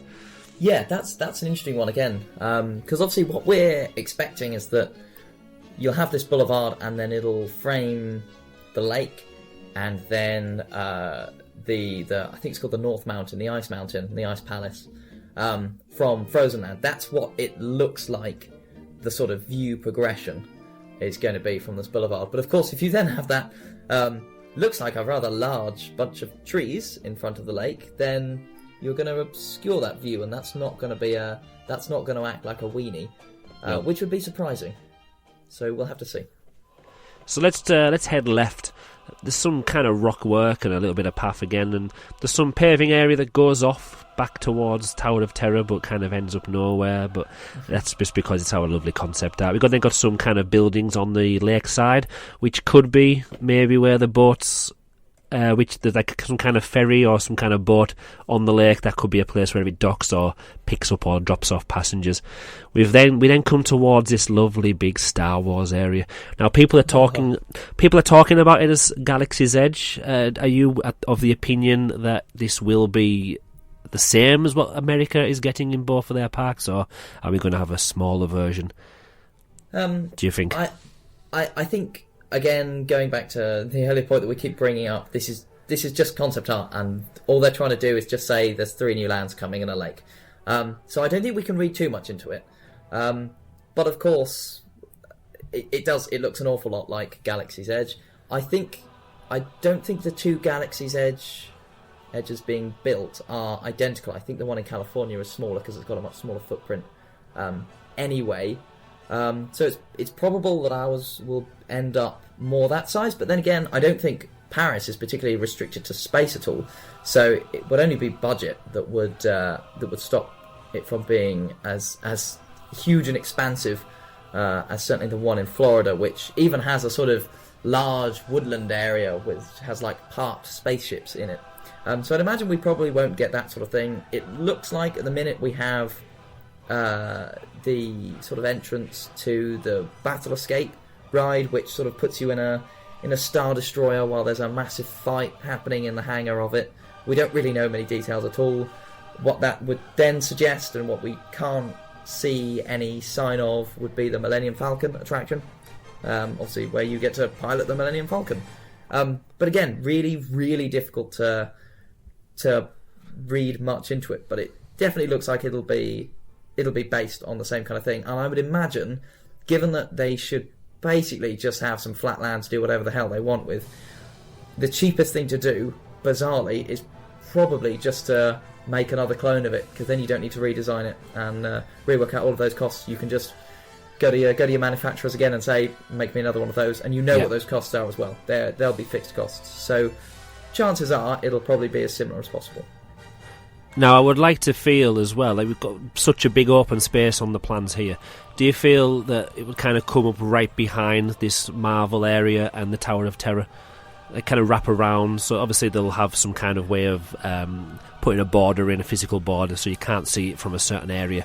But I can imagine looking down on the real map, if we were actually like in an aerial view, I can imagine that's kind of wrapped right around. It's not going to be as far away as it looks like on the concept art, is it, like we've mentioned? Yeah, definitely. I mean, I think from an artistic perspective, they've just tried to sort of raise it up higher so that it stands out. Because again, it's the point is that they're trying to say there's going to be a Star Wars land here. I mean, I would hope that this lake is going to be massive, and that we do have lots of expansion areas for future lands, which I've heard rumours to suggest to be true. Whereas in which case, that this will be a sort of tucked away on its own sort of affair. But yeah, I mean, Disney know how to build theme parks, and they know not to leave sort of pointless small amounts of space. So they'll either be tucked together, or there'll be purposeful expansion land left. But I would imagine they're probably more likely to be tucked together. Yeah. Now, there was also rumours quite a few years ago now, actually, of a hotel being created for the studios. The rumours have kind of resurfaced again now, kind of focusing on Star Wars potentially. Again, on the concept art, we've got some paving that goes down to the right-hand side. Sorry. No, it's okay. And it could be potentially a hotel, maybe. There is some plans, I know, of some hotel space on the Disney Village site. Not the Disney Village site, the Manor Valley, which is obviously part of the Disney complex. Be interesting if that did happen eventually, or do you feel it would be part of the $2 billion plan, or would that be something that would be an expansion at a later date, knowing that they do have a very expensive Star Wars hotel coming soon? Yeah, sorry to have interrupted you there, the sound cut out, I thought you'd stop talking. I mean, I would imagine it can't really fit into the $2 billion. There's a lot that's got to be spent to make this picture into a reality, with $2 billion. But then again, you have to think, if you've got, the amount of hotels they currently have serves one and a tiny bit parks. Well, if you've got two massive full-day parks, they're probably going to be looking to think about expanding the amount of hotels relatively soon, and I would think that would be on the list. The only thing would be, of course, that could possibly end up then quite set. Well, wouldn't really be part of Disney Village, and it would be unfortunate to have a hotel that would be all the way off on its own in the sort of Manor Valley district rather than the sort of the Disney hub that they've built. Yeah, you would have to walk through the park, wouldn't you, to get to Disney Village? Really, it would be quite a long trek around the ring road if you did want to go and taste some of the nightlife, especially as the park does seem to close early at the moment. Actually, speaking of that, I wonder if any of these changes would mean the park staying open later, so people get more money's worth, or maybe if it brings in more people, then there's more scope for it to be open at a later date or a later time. Sorry. Yeah, definitely. I mean, we think there's sort of expansion land being left, and who wouldn't love things like a Star Wars hotel? Oh, definitely. Speaking of number of attractions, and are we talking maybe one major attraction here, and another attraction being just the land itself and the architecture and the theming, or do you feel like there's any scope for any other attractions built into this land at all?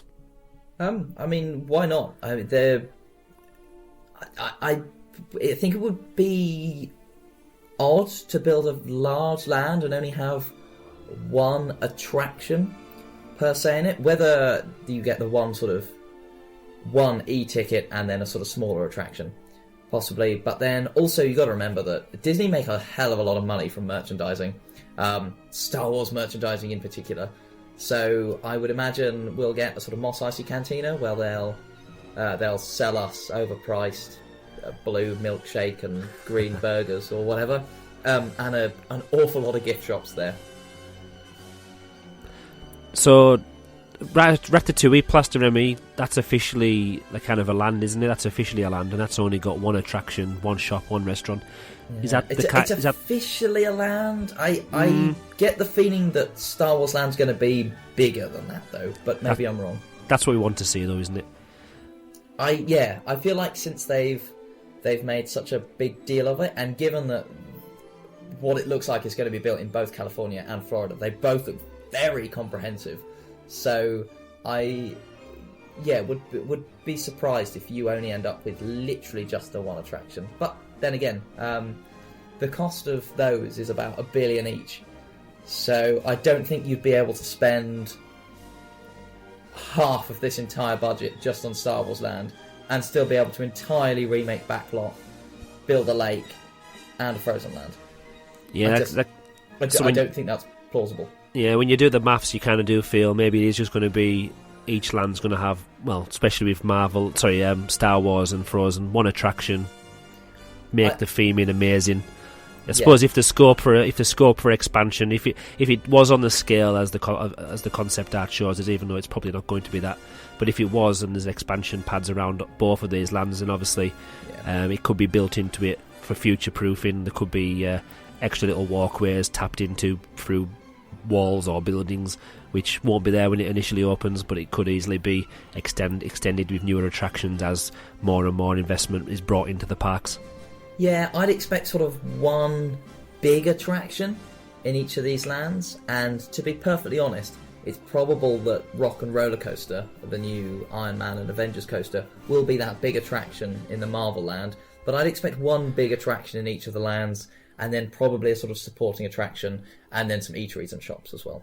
Yeah. And of course, meet and greets. Let's not forget meet and greets. Big deal to the Disney community. It is. And there's a difference between the Disney parks in America and in Paris as well. And if they're investing this much money in Paris, which is from one big project, it is probably the biggest investment that they're going to make into a park from our point of view. People who have been to America come back with hundreds more photographs. I know they're there for probably 2 weeks rather than just like 5 days, but the amount of characters that you can meet. Just thinking of the Star Wars world, we only managed to meet Darth Vader, and if you're lucky you can meet the Stormtroopers as you're walking around if they're willing to come and talk to you and get a photo. But you can meet BB-8, you can meet Kylo Ren, you can meet who else can you meet? You can meet who else? Chewbacca, sorry, that's right. R2-D2, C-3PO, everything. The list is endless. Now obviously we're not going to get that. I don't think we're going to get that all the time. Maybe it could be on a rotation basis where there is a couple of set points in the land and you can kind of queue up to meet them. But I feel the Darth Vader one in Discoveryland works quite well where it is in its meet and greet building, like Meet Mickey. So that could be kind of built into it. It definitely is a must, especially if they can guarantee there's a photo pass photographer there. Yeah, and I would... Given that these 3 new lands are all based on film franchises, I mean, the idea of not putting meet and greets in would just be insane. Also, I mean, I know you've got to pay labour costs for what would you call them, actors that do the meet and greets? I don't know, but surely that's cheaper than an attraction, but still incredibly popular. So it would seem like a no-brainer to me. So. We mentioned projection mapping right at the start of this episode, and this is probably something that most people will go, oh, why did we just say that? But that the facade there, obviously, is just the concept art. If we had a drink for every time we mentioned the word concept art, you'd probably be drunk already. But projection mapping. Now we've seen the Star Wars Galactic Celebration on the Tower of Terror. Could something similar happen? Could they have different themed evenings or different periods of the year dedicated to Star Wars, where there isn't a nighttime show in the Frozen Land, for example, but before the main lake show there's some kind of nice spectacular that happens on the facades of the buildings and the rockwork in our Star Wars universe? Oh, that'd be really cool, wouldn't it? I'm not sure you'd even need an actual sort of show, like a spectacular for it, I think. I mean, we're expecting Galaxy's Edge to have this sort of rocky border around it that should probably be really tall, particularly if this concept art has anything to go by. So, it'd be so cool to have something projection on that. You know, just spacey stuff. You know, stars, nebulae, spaceships flying in and out. Just something that would add a bit of vibrancy to it would be really cool. Yeah, and we've mentioned before, the projection mapping really should be something that adds an extra dimension to something where it maybe didn't have that. So if they're not going to have any mechanical moving parts on the set or the theming, which I can imagine they will have in certain places, and the lighting will be really good, especially at night time.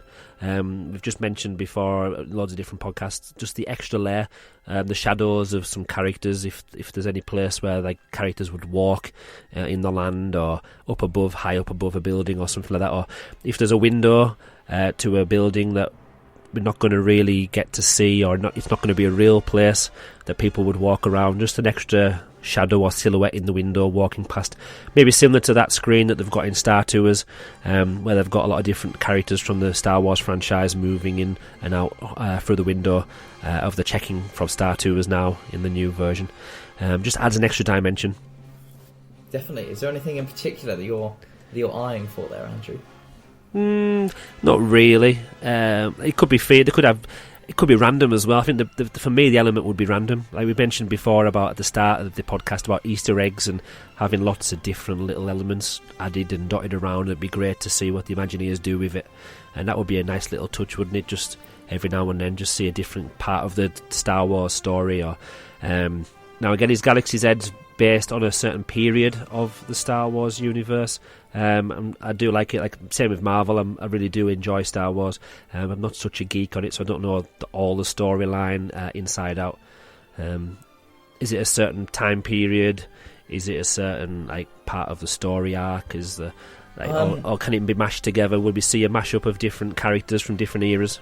I'm not sure. I'd imagine it'd probably be a bit of a mashup. The concept art, though, has a black X-wing in it, which is very, very new trilogy. So if that's anything to go by, it'll be something from the new trilogy. So Galaxy's Edge is set in a newly invented planet called Batuu. Looks a lot like a sort of rocky Tatooine from the architecture. Yeah. But that's about all we know. So anything to blank canvas, really. Exactly.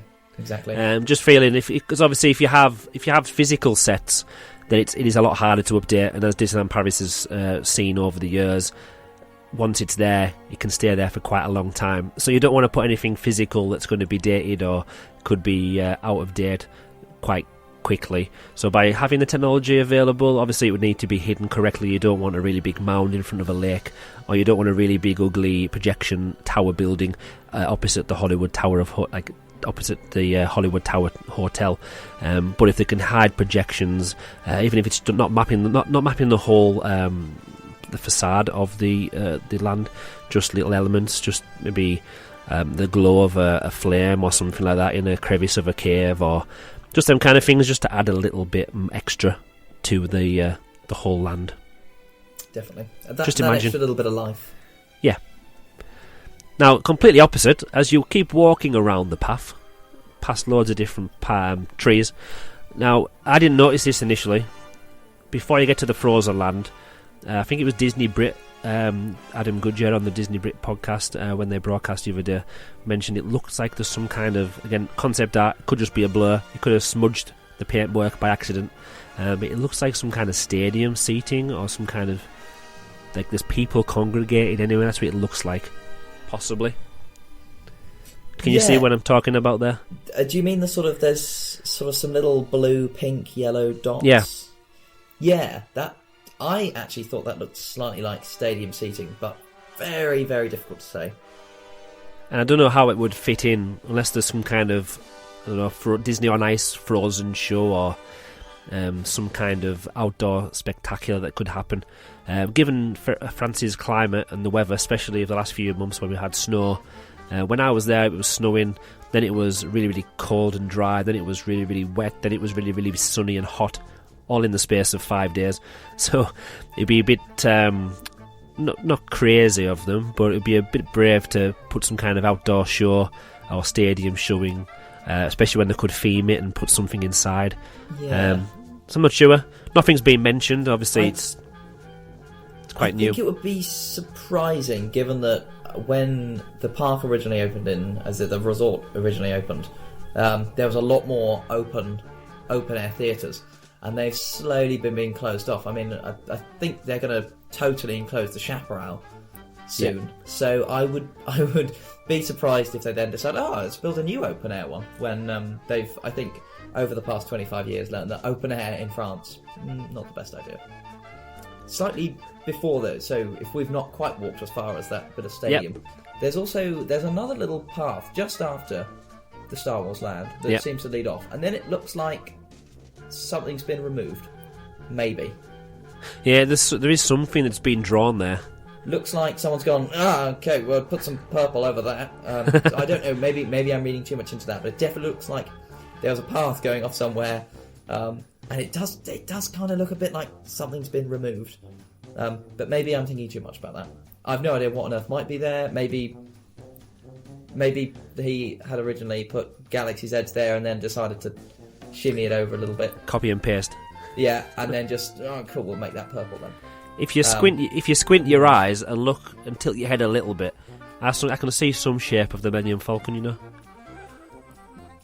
Just with that bit that goes down the path. Just if you squint your eyes, tilt your head to the right a little bit. Close your eyes entirely and imagine a Millennium Falcon. That's where it could be. It could have crash landed on its side.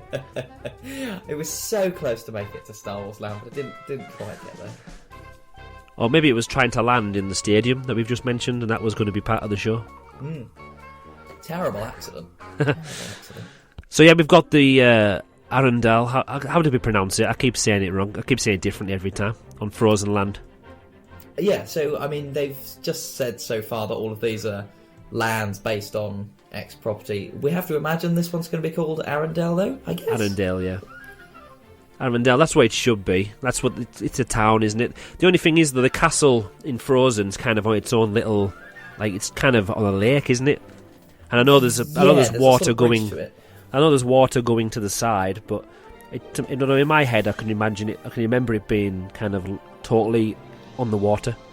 This castle. Whether this one is this one depicting the ice castle or I forgot all the names of them now. Elsa's ice castle, or is that the one that's in the mountains? Come on, I haven't watched Frozen for a while. Oh, Frozen's a great film, Andrew. You're missing out. Come on, get back to it.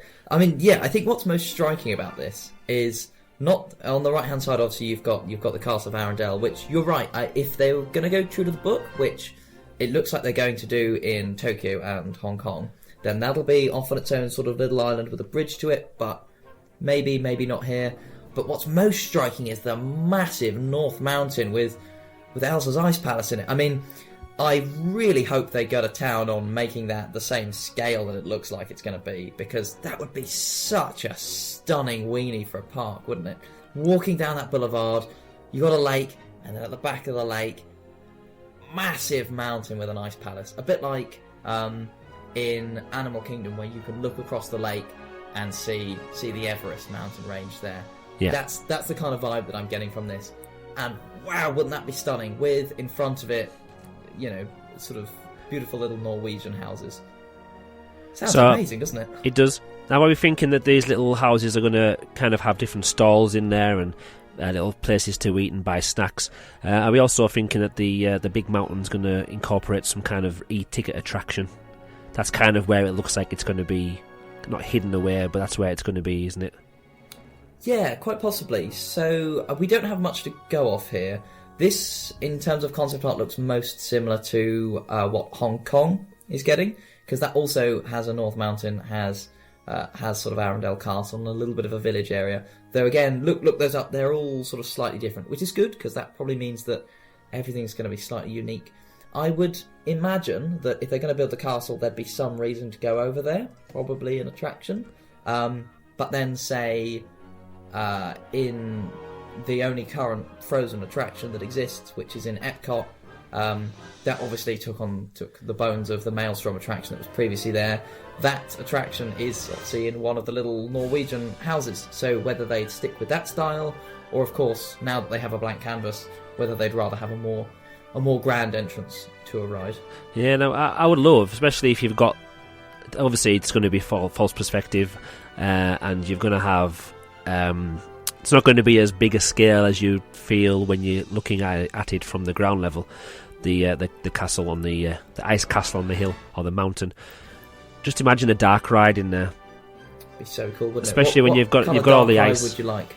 Oh, I don't know. Well, the dark light, I can think of the word now. It's not neon. What is it? The dark light. Just call it dark light, don't they? A black light. Black light. What are you thinking black of? Light. Yeah. That's what I'm thinking. What they cool, have in Peter Pan. We got it. So yeah, the black light the blacklight effect, they can do so much with it. Now, when we've been researching for our what should have been our next podcast, the Peter Pan's Flight Attraction podcast, I have got all the notes ready for that one, so it should be coming very soon. They can do so much with it. They can paint and do so many different things with the dark light. That just imagine haven't they got that technology as well in Pandora for the rivers of the Navi. Was it Rivers? Here we go. Navi River Journey, yeah. But just imagine being able to. Maybe it doesn't have to be a boat. Maybe it could be kind of semi roller coaster type attraction, where you do go through different scenes of the Frozen franchise. But just if it's an ice palace, then obviously the ice can be see through. So just imagine being able to see through the blue ice, looking down onto the little village of Allendale and all the little peasants as they look up in awe at the big ice palace. I mean, that would be really stunning, wouldn't it? I mean, especially at night time.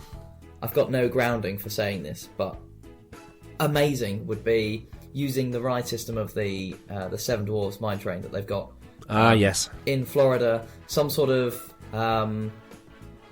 icy mine train that slows down, and you've got dark ride segments in it. Nothing too intense, not a rock and roller coaster sort of thing, but just a sort of family roller coaster dark ride sort of hybrid, a bit like with Seven Dwarfs.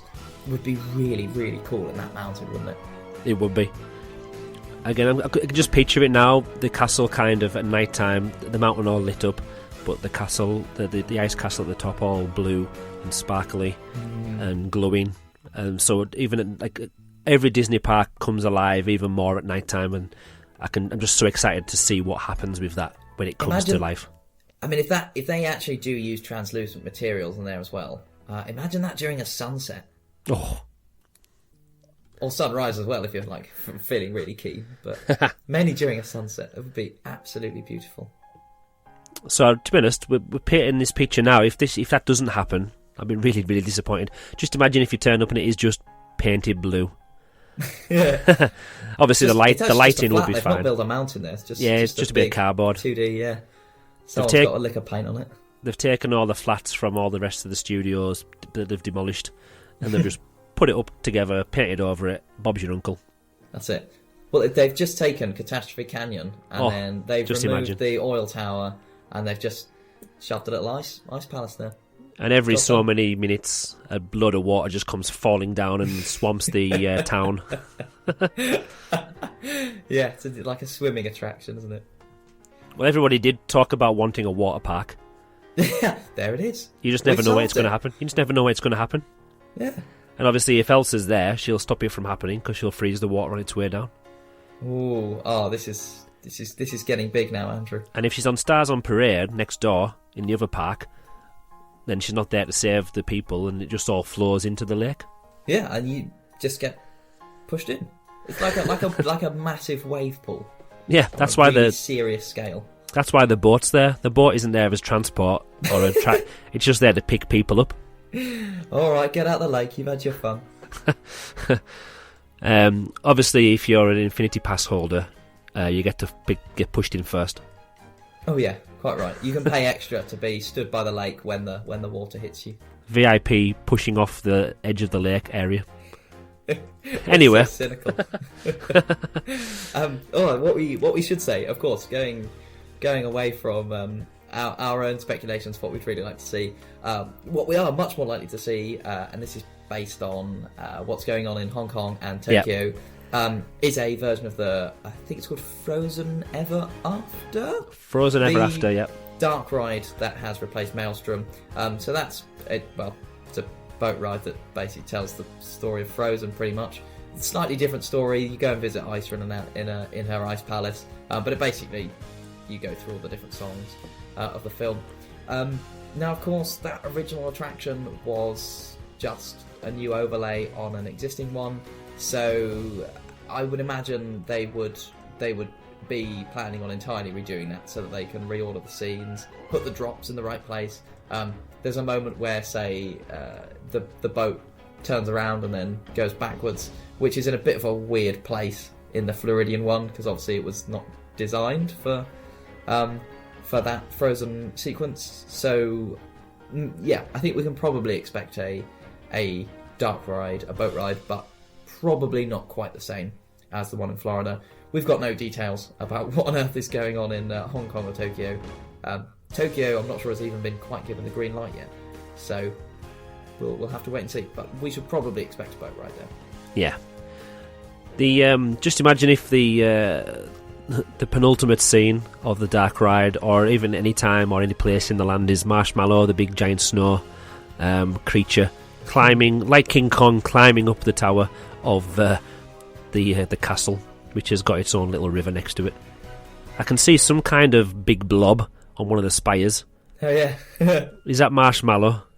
Don't have too many dreams. You know what happened when they tried to build a Yeti in Expedition Everest? Oh, that's true. They've never fixed it. Maybe it is just a blob of marshmallow that the designer accidentally dropped. Then he forgot that he was using the graphics tablet and coloured over it, and there we go. Anyway, you can tell it's getting late, and I've had a full day of no school because of the snow. I'm starting to go crazy. For you. Let's move on. Keep going round. On first glance, when you look at a really poor version of his concept art, you kind of think, well, there's just a load of path there, nothing else happening. But if you zoom in, and this was mentioned in the press release, which we haven't read out, but you can visit it on many, many websites. It's also on the Disneyland Paris press website as well. But it's the parade. So it's been a while now since, was it Stars? What was it? Well, I can't remember the parade now of Walt Disney Studios. I should have noted this down a lot more. You can tell we rushed this one. Cars on Stars Parade, Stars on Parade's a new one. Cars in Stars, who knows? Some people in a car. But since then we haven't had really a parade in the Walt Disney Studios. But now the paving around the lake looks like it's a route for a really new parade.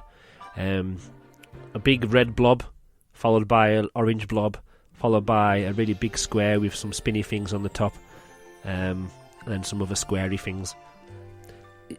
Is it going to be hard to theme a parade? Is the area around the lake going to have its own theme? Obviously, if we kind of stick with the idea that all these lands are going to be quite close together, really, even though they're not on the concept art. Are you going to want a Toy Story parade going past Galaxy's Edge? Are you then going to want stormtroopers marching past the frozen castle? No, it'd probably be a bit awkward, but I think they'll have to deal with it. It doesn't look like the lake itself is going to get any theming, but of course, I think we're going to expect particularly things like Arendelle to have the theming come right down to the front of the lake. So then, once these sort of large green expansion areas get new lands in them, I think then we'll end up with a fully themed lake with all the different themes around it. I mean, that's basically what they've done with the World Showcase at Epcot, which is the nearest kind of thing we have. So I think that should be our expectation. I mean, obviously Epcot's had some amazing parades in its time that go through the different countries of the world, and they've always been stunning. So I don't know, it might be quite fun to have stormtroopers invade the castle at Arendelle. Who knows? Stormtroopers invading a castle. There we go. Definitely, I would buy an annual pass and get an infinity viewing area just for that. Season of the Force, Andrew. Well, every land will join forces and become either the dark side or the light side. There we go. Yeah. That's a future season already sorted. This is good. We're good at this. But yeah, people are speculating again. Are we going to have viewing areas around the lake for some kind of nighttime show? Are they going to be? Is it going to be safe enough for people to stand on the edge of the lake to watch the parade? Obviously, concept art again. We mentioned it again and again and again. It's not going to be the way it is on these plans, but these are things that surely they will be thinking about. How cool would it be though if there was some kind of parade and characters around the lake as the nighttime show or entertainment was happening? There is fountains on this picture, so there's obviously going to be some kind of fountains during the day, maybe incorporated into some big water screens at night. It's going to be such a great place to be, isn't it, in the evening? Yeah, I mean, this is the big thing that the Studios Park has been lacking: a hub with some atmosphere, with some central gravity to it. and some great vistas. And it looks like this is what we're getting. I mean, whether that's going to be a nighttime spectacular on the lake, whether that's going to be a parade, does look like there's some viewpoints here. Say on the right hand side by the sort of maybe parade floats, does look like there's a bit that sticks out that could be a viewing point. So yeah, only time will tell. But certainly, I mean, that's all of the lake at the World Showcase at Epcot is usable to stand on the edge and watch the spectaculars that they've had there. So why not here? Now, would it be like in Disneyland Park where they kind of rope off certain bits of the lands at certain times? Are we going to have one? Are we going to have one place to view it from? I know you said you're viewing around the lake, but are we going to have it like a front and a back? So you have to be at the front of the lake to view this, or could there possibly be the technology to? Well, there is the technology. Would they incorporate some kind of 360 show so you could be all around the lake, and maybe something happens in the middle on a big platform, or maybe going to have just if it's just going to be fireworks and projections onto like big water screens, could that be something that we kind of see as a 360 show rather than just like one traditional vantage point and one stage, so to speak? I'd hope it would be a sort of 360 all-around kind of experience. Now, I can't remember how it works in Epcot on the World Showcase, but I'm fairly certain you can sort of watch it from anywhere. I think it... Well, I mean, I was last there a long time ago, and I think the show that they had then was mainly you'd watch from the sort of the far side of the lake, so say where Arendelle would be in this image. Yeah. But I mean, they're Imagineers. They're meant to be able to do anything, right? Of course they can. Give them a difficult task, I reckon. There's no point in going for something they've done before. They might as well go the next step. Make it 360. So, we've kind of covered... I don't think there's anything else we haven't covered on that map now, is there? The concept art. Lots of nice old buildings from Man-la-Vallée in the background. Lots of green. Just all show buildings. There's nothing else that we haven't covered, is there? Having a look, but I think it looks like we've covered everything. Everything's there. Kind of leaves us on it. Is there anything else? Well, to be honest, the only place we need to talk about now is any future expansions. We've mentioned Star Wars Hotel, potentially. There's no reason why, if we've got ideas for the Star Wars Hotel, there's no reason why they couldn't potentially go with a Frozen Hotel. I don't know if you'd want the park to become... or the lands to become a hotel, attraction and restaurant and shopping. Would that be too much, kind of putting it all in one place? Probably would, wouldn't it? You don't really want... Sometimes it's nice to kind of walk out of the parks at night and go into your Disney-themed hotel. But it would be quite cool to stay in like a Frozen hotel as well as the Star Wars one. Certainly would. I mean, it looks like we've got quite a few expansions here. I've read that there's sort of two major expansion points, which I guess would be between Star Wars and Frozen, and then to the right hand side of Frozen, and then a sort of smaller expansion behind Tower of Terror, but again, can't confirm any of that. Anyway, if this concept art's anything to go by, there's quite a lot of space to expand. Something like a Cars Land would be really cool. Oh yeah, very jealous of Cars Land. Looks cool. I would love that one. I think, to be honest, I'm more jealous of what it looks like at night time. I think gorgeous, isn't it? We've kind of gathered from this, and I've just kind of realised myself that during the day, yeah, looks really, really nice, but at night time, that's when I want to see it. Oh, yeah. So, I think I've put on my list of potential expansions in the future, Moana. Oh, yeah. Especially when you've got the lake. Now, if they can do something similar to the front of the lake like they are with the Frozen Land, just imagine, obviously it's a lot of water on there, so there could be some kind of boatage area for Moana, and she's sailing off. And I don't know whether it would be more of an indoor attraction, or it maybe have to be some kind of simulator so you can be on the water or whatever. I don't know, but just I think Moana's one where the music and the characters, everyone seems to still really love Moana. Yeah. So, what would you think? Like a big volcano or something as a weenie? Well, it doesn't seem like the Imagineers have an issue with having lots of different high, like mountainous, rocky like areas, and obviously Galaxy's Edge or the Star Wars Land's going to have its own like rockery, obviously on a bigger scale than Little Garden Rockery, but it's going to have some kind of rockery area, and then obviously you've got the mountainous area of the Frozen Land. So I don't see why they couldn't have a volcano area off on one another side. It'd be some kind of Disney Ring of Fire, wouldn't it, really? To go back with my geography. I think that's all I remember from my geography days.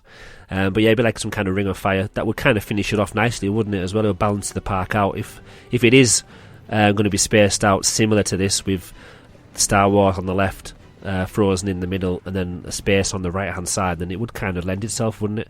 Either the hills in Cars, when you've got all the different... the Rocky Mountain. Well, is it what mountains is it? Well, it's obviously a fake Cars Land, isn't it? But you've got all the like canyons, haven't you? Yeah, the sort of Grand canyons. Canyon, yeah. Utah sort of style. So that would kind of balance it out quite nicely. Or you could have the volcano of Moana and the little villages and stuff down there as well. I think it would just add to it. While we're not quite moved away from the concept art yet. Again, probably thinking too far into this. In the area where you've got the potential parade floats, it looks like there's some sort of raised path areas behind that. So maybe there would be the place where you'd have people sort of stand, congregate to watch, I don't know, maybe a nighttime spectacular, or maybe that's a sort of just outside path-based sort of stadium-ish area where you could do something in a sort of it's not explicitly a stadium, but that you could sort of rope off bits and turn it into a sort of outdoor arena for certain things during summer, perhaps. Just looks like those sort of back paths are slightly raised. I mean, it could just be that they're just shoving some paths in there for now, but maybe there's something else going on there. Yeah, but why not? Obviously, natural, natural amphitheatre style. Yeah, that kind of thing. It's kind of like the castle stage, isn't it? That's kind of seating area, kind of. But again, you can use it for anything. It could potentially, I know it's the side of the castle, but they could have used it for something on the castle. They've got the stage next to it. They're obviously there as well. So yeah, potentially that could be. But it obviously looks like there's going to be plans for something to be shown there. We do need different entertainment areas and venues, and it'd be a nice place to put one. So let's move on. This is the time where, probably apart from talking about the future and going off on our own crazy ideas, talking about the listener opinions. We've only had a couple of days notice on this one and shared our request for information, and we've got quite a lot of information actually. We're pretty pleased with the information and the response we got, especially seeing as though it's only a couple of days since we asked for it. I'm going to go with Twitter first. So we've got some tweets. I'm going to go with the first one and we'll take it in order. And I haven't planned this. I have no idea if there's any long ones coming up. So if there is, Simon, I apologise. So yeah, KG, who is K8G5B on Twitter, he said his feedback: I don't care for Star Wars or Marvel lands, but the Frozen land sounds like it will have the old school Disneyland Paris magic. The news is great for DLP. Jesus, news, and... I need to say that bit again. I merged two tweets together then. The news is great for DLP, Jesus, news, and magical DLP pod. Christmas is here. Yeah, I know. I can't believe it either, to be quite honest. This is interesting, because I remember I put out a little tweet before we started, trying to see what people are excited about, and Alan at Cafe Fantasia did a very sort of similar thing with, what's the aspect that's exciting people the most?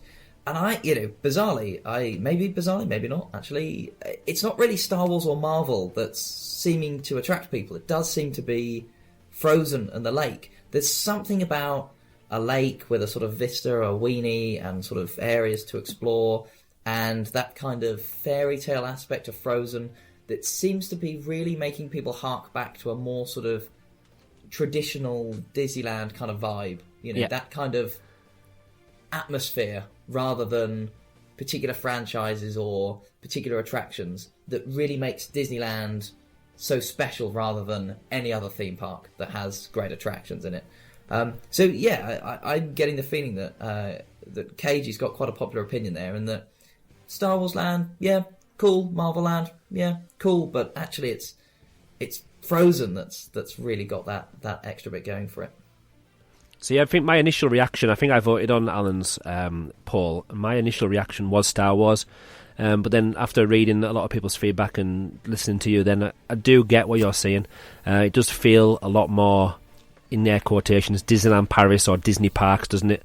To go with the big, like the lake and the mountainous area. And just, I don't know, you can probably do so much more with it as well. Because Star Wars, there's been so much, and the fans of the franchise, Marvel and Star Wars, they're so, like, not strict, but they like to follow everything, and they know everything about it, and if anything's out of place, I can imagine it's going to be quite a hard job to get it perfect for the hardcore fans when you're looking at the Star Wars and the Marvel experiences.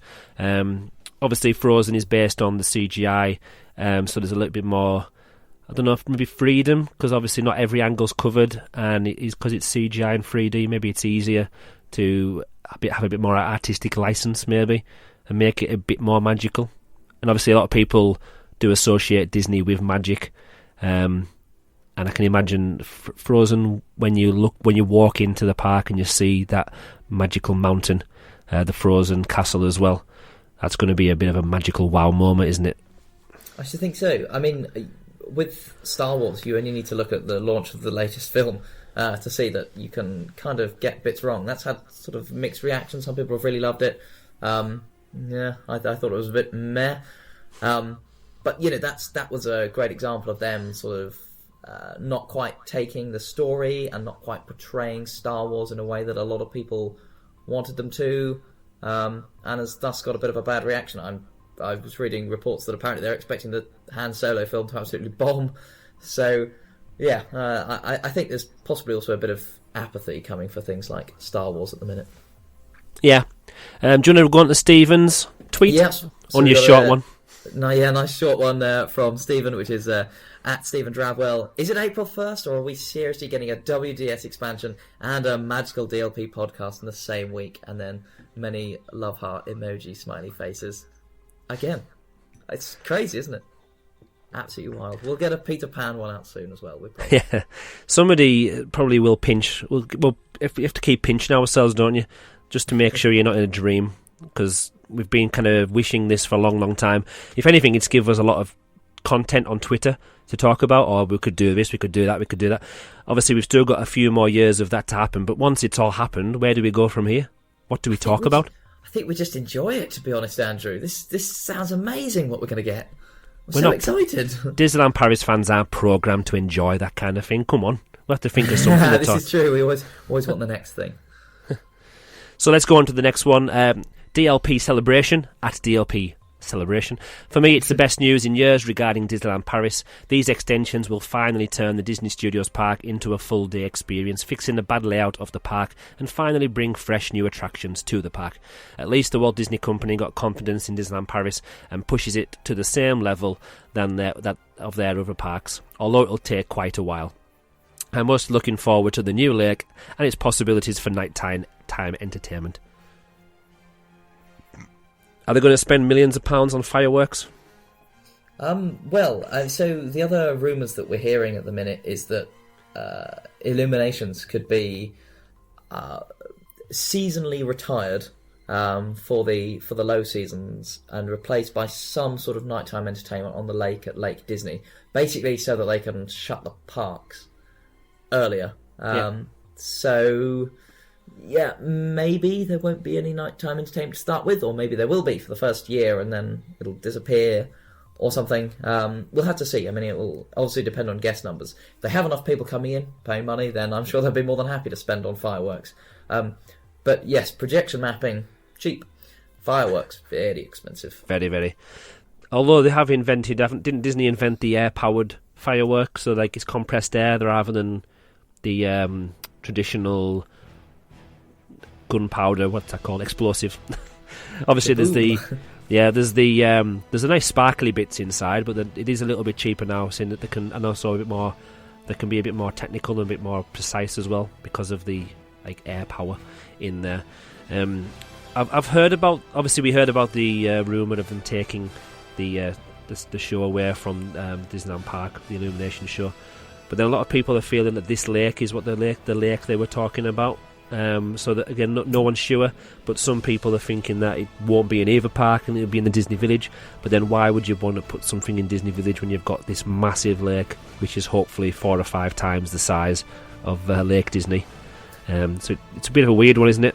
It's a good point. I hadn't thought about it, to be honest. But yeah, no. We heard rumours saying that it would go to a lake, but yeah, we didn't know this lake was going to exist when we heard the rumours.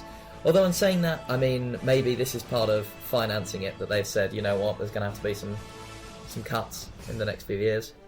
Of course, we don't know when any of this is going to open. Just it's going to start opening in 2020 and finish opening in 2025. So maybe in the meanwhile, during the low seasons, that could still happen on Lake Disney, or maybe this is all a future for this new lake in Walt Disney Studios. Exciting. Now on to Cafe Fantasia. Again from @Cafe Fantasia. Thing I'm most excited about is the new Frozen area with that huge North Mountain rising above the Kingdom of Arendelle. It looks beautiful, and I think it's great. It's great that this expansion finally addresses the issues outlined in the #Save Disneyland Paris petition 5 years ago. Which, if you haven't seen, just have a look through @Cafe Fantasia's Twitter feed. There was a genuine petition that happened, and had, to be fair, some very similar ideas to what we've got coming. So it was obviously all down to those guys. It was indeed. Why not? DLP Discovery. How do people think of these Twitter handles? @DLP Discovery. That's exactly what does what it says on the tin. Just imagine how amazing it'll look when the lake freezes over for winter. If only health and safety would allow a seasonal Disney on Ice show on the lake. I want to go ice skating on that lake. And if it's anything like the lake that's around Big Thunder Mountain at Thunder Mesa, then it's obviously only going to be a couple of inches deep anyway. So it's not that bad if you crack through the ice and go through the floor. Why not? I can't imagine it being super, super deep. Unless these boats are going to be totally free from any rails or any tracks, unlike the rivers of the far west. Well, I mean, the lakes do tend to be somewhat smaller than you might imagine. So we can go for the paddle. Go for the paddle. Now, this next tweet by Disney Goff, it was... he didn't actually tweet this directly to us, but I had to put it in here because it is my favourite tweet. One, isn't it? It's my favourite tweet of all time, actually, with regards to Disneyland Paris. I'm going to give you the pleasure of reading this one out. And I'm going to enjoy this. Hey, every other park in the world, suck on that! Now, initially, the reason why I let you say that one is because my family are just in the room next door. But obviously, also, I really hope that in your really lovely apartment or your halls of residence, that at least one person has heard you shouting that and wonders what you're talking about. The walls in this house are not very thick. Just maybe a normal Thursday night for Simon. We don't really know. Anyway, but yeah, I don't either, to be fair. But yeah, suck on that. Every other park in the world, everybody's probably wanting this kind of investment, this kind of. Obviously, they've all parks around the world now have had the different investment and the refurbishment and the redevelopment of different areas, but we're kind of getting everything. It seems to be we're getting lots of everything that different parks are getting around the world. We're kind of getting, obviously we're getting the Star Wars, now like all the American parks, we're getting the Frozen, which is what Japan are looking at possibly getting as well. We're getting a lot of Marvel, which will be the first, I believe, Marvel land in the Disney parks around the world. So we're going to be the envy of not only having the best castle and the best park, Disneyland Park, we're going to have the best of everything, really, it seems, as an overall package. Well, I mean, we certainly hope so. We've obviously yet to see what the details are. But you're quite right. There's no other. The one land that's not really actually kind of new because Backlot already exists. But the Marvel land will be the only land that is actually genuinely unique, really, because there is no Marvel land anywhere else. Very true. Cool. Very cool. So definitely suck on that, everybody else. Greg Maletic at Greg Maletic. He's from the Golden Horseshoe Review. I don't know if you've listened to that podcast before, Simon. Excellent podcast. Excellent podcast. To be honest, kind of inspired the way that I wanted to do this podcast, really. They normally focus on one kind of section or element at the time. We just waffle on for twice as long as they normally do about their parks in America. They're much more concise and to the point and pacey than we are. They definitely are. But it was kind of an inspiration to get this started, because it kind of did just keep, even though it still is a lot more concise than what we are, but just having that one element to focus on, it did make it really, really interesting. Anyway, Greg said, first of all, I think it's great, and people will love these 3 new lands. Number 2, I'm a little sad that there is nothing just for Paris, nothing to make this park unique. A unique, special place. There is kind of, though, isn't there? If we're talking about, I just mentioned there about the Marvel, but I guess what he's saying is Frozen. It's going to be coming, and it is happening everywhere else. Well, in Japan, Star Wars is happening all over the place. Yeah, I mean, there is definitely the sad aspect that, and I definitely agree with this, and other people have sent this in as well. So I don't want to sort of step on their toes too much. But of course, Star Wars Land will be the 3rd one, because it's also going to be in both American resorts. Frozen, again, will basically be a 3rd one. We're not sure what they're going to do in Tokyo, but it looks very similar to the one in Hong Kong. So, yeah, it currently looks like there's not going to be anything unique, which is a shame, because, I think, particularly in a increasingly small world, I think resorts should have things that make them unique. But you look at, all Disneyland parks are basically the same thing. They're all sort of versions of each other. So as long as they're not direct clones, and that we have sort of subtly different things in them, the same attractions, but done slightly differently, no 2 Thunder Mountains are the same. No 2 Pirates of the Caribbean are totally identical. So I don't think we should be overly concerned about that, but it is a little bit of a shame. And I mean, remember how excited we were when we got Ratatouille. Totally unique attraction. We were over the moon about that. Of course, that's now being copied in Florida. Yeah. But yeah, there is definitely something to be said about having stuff that, it's the only place in the world where you could experience it. And if anything, somebody like me, I've never been to America yet, and my next point of call, now Noah's 5, was to start saving up and possibly going in the next couple of years to America.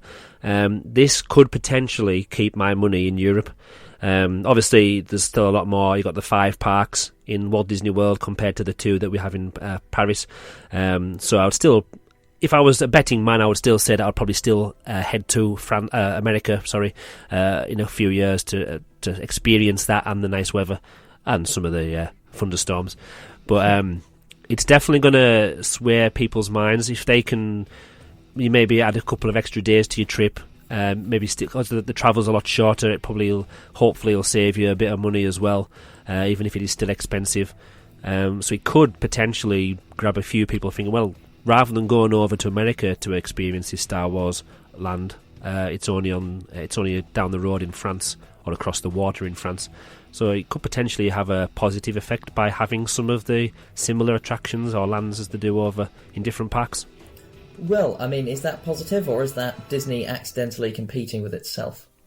Well, being biased, if I don't have to travel as far and spend less money, then I'm happy for that to happen. But yeah, on a business point of view, though, you could be saying it could be them kicking themselves or shooting themselves in the foot. But maybe, like you're saying, every Pirates of the Caribbean is slightly different. The Tower of Terrors now are different at the moment. All the Disneyland parks have slightly different elements to them, the way the layout is, but they're all based on the same concept, and that's kind of where we're going now with this park. So I think it's kind of it's definitely the Disney way at the moment, isn't it? It certainly is, yeah. I mean, to be fair, they're investing huge amounts, the Walt Disney Company. I mean, they've just built Shanghai Disneyland, which is colossal. So the fact that they're now pumping $2 billion into Paris, they've got Star Wars lands being built for $1 billion each in Florida and in California. They're redoing a lot of Disney California Adventure again to build a sort of more dedicated Pixar area in it. They've got Toy Story Land being built in Florida. Hong Kong Disneyland's getting a massive refurbishment. spending a lot of money. A lot of money indeed. Yeah, is it... Obviously, they're quite cash rich, or they're getting quite a lot of money coming in from the films and the different franchises. Are they kind of speculating and saying, well, we're doing quite well at the moment, while we've got the surplus money, should we put it into the parks? Hoping that they then, after a while, once they've spent this initial outlay, they kind of keep bringing in a steady stream of income in case they do have a time where the franchises flop a little bit film-wise. Because obviously the franchises, the merchandise, the IPs, they'll probably still, they will still bring in money with people interested in visiting the theme parks from the films that have gone in the past. Even if maybe in the future the film franchise side of things maybe won't bring in the billions that they are at the moment. Because obviously there's always ups and downs, isn't there? And it's kind of, we're definitely in it up at the moment for the Disney company. But for previously, maybe a few decades ago, they kind of were in a bit of a decline, weren't they, really? I think also they've now come to the reality that actually to get people into a theme park you have to invest, and that money does come back with things like Cars Land, the big changes at California Adventure, Pandora very recently. Huge investments, massive outlays of capital, but they seem to have done the job. They're getting people through the door. They're making more money. The more people you get, firstly, to buy a ticket, that's more people that are then going to be buying food at extortionate prices, merchandise at extortionate prices. If you get people in the gate, you're going to get a lot of money out of them, potentially. So I think they've also now moved to this model of big spend, big reward. Also, big change away from early 2000s when the studio park was initially built.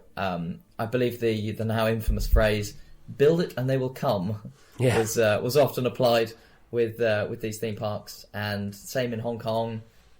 They've struggled. I think they've realised you just can't do theme parks on the cheap. Yeah, because it's just one of those. You need to. We've been saying it at work as well. We've just got a brand new school building. It was paid for by the government. We didn't have our own money to do that. But it's one of those, now it's kind of a visual stimulant. When people walk through the door, it kind of does make a difference, and the whole ethos of the place has changed. And again, that didn't have the same effect in an older building. So by having spent the money now, it's going to make a big improvement, and the same kind of thing can be said with the world of theme parks as well. Especially when we've been at Disneyland Paris, we've always been used to, now recently anyway, apart from Ratatouille, in recent years, it's always been about refurb this, retheme this slightly. So nothing's really felt new, has it? It's always been an overlay or a slight change, and it doesn't really excite people or bring in new people, really. But by being able to say this brand new land that's never been here before, it's going to get people talking, and people will come just for them new lands. Definitely, and you do wonder now in hindsight whether some of these decisions for just refurbishing attractions for the 25th anniversary, you do wonder now in hindsight whether that was yes, we need to not spend some money for a bit so that we can do a big thing. But who knows? Obviously, they weren't owned by the Walt Disney Company when those decisions were made. So who knows what the exact timelines were? Anyway, should we carry on to? Are we doing the Instagram next? Definitely. Go ahead. Okay, so we've got Dennis from at the Disney Swede. Now, this one is quite a different opinion. So this one's very interesting. I'm sceptical. I really don't think that any of these announced new lands are a good fit. Marvel, perhaps, but Star Wars. The thing that makes different Disney parks and resorts around the world is the fact that they are so different. But both Walt Disney World and Disneyland are in the process of getting a Star Wars land already. Building one in Paris as well seems boring and unoriginal, and I'm also concerned that it will be made on the cheap. If Walt Disney Studios Park's Toy Story Land is any indication, then I doubt that this land will be as detailed and immersive as the one in the US. And giving an entire land to Frozen, no single movie deserves an entire land dedicated to itself. And who even knows how long Frozen will continue to be popular? The craze will end sooner or later, and then what? Disney used to be known for taking risks and being creative. This only feels stale and boring. I can see where he's coming from in some aspects, but I don't agree. Obviously, we've bigged up all the areas quite a lot. It kind of covers the similar areas for a couple of people have said. Maybe it's not being original, and we've kind of covered that really now. And Frozen, maybe there is a new film coming out in the next couple of years, isn't there? And to be honest, it's still running very, very fast from the original film. It's still going quite strong from the original film. So once that comes back, as long as it does okay and does maybe even just as half as good as the original Frozen film, it'll last for another 5-10 years, won't it? And who knows, maybe eventually it'll just become an area, even if people start to forget about Frozen as a film, it'll be a land that is just very much Disney parks, and it's one of those classics, in inverted commas again. Maybe in 20 years we'll be talking about the Frozen land as a classic land in the Disney park. Yeah, I think this fits a lot with the sort of big debates that are going on at the minute about the use of IP and franchises in the theme parks. Now, of course, they have always been used, and when you think about classic attractions, actually, you know what, most of them are based on an IP. Some of them aren't. You get things like Haunted Mansion, Pirates of the Caribbean, Space Mountain, Thunder Mountain, that aren't based on IP, but actually loads of the massive classics are. Tower of Terror, Star Tours, all of Fantasyland. The castles are all based on films, of course. So the issue's not that it's based on attractions, it's how immersive and unique the stories that the lands tell are. I've got a good feeling about Star Wars Land because they've created this whole new planet that it's set on. So long as they don't try and stick too closely to the films, then we could have something really, really amazing there. Problems will start to arise, though, if, say, like with the Frozen attraction that they've built in Florida, well, that's cool at the minute, while everyone's still obsessed with the film. But that's effectively like a bit of a highlights reel from the film, just showing off the same characters that you've seen, singing the same songs that you've heard. Is that going to be boring and uninspiring and unengaging once people aren't so into that?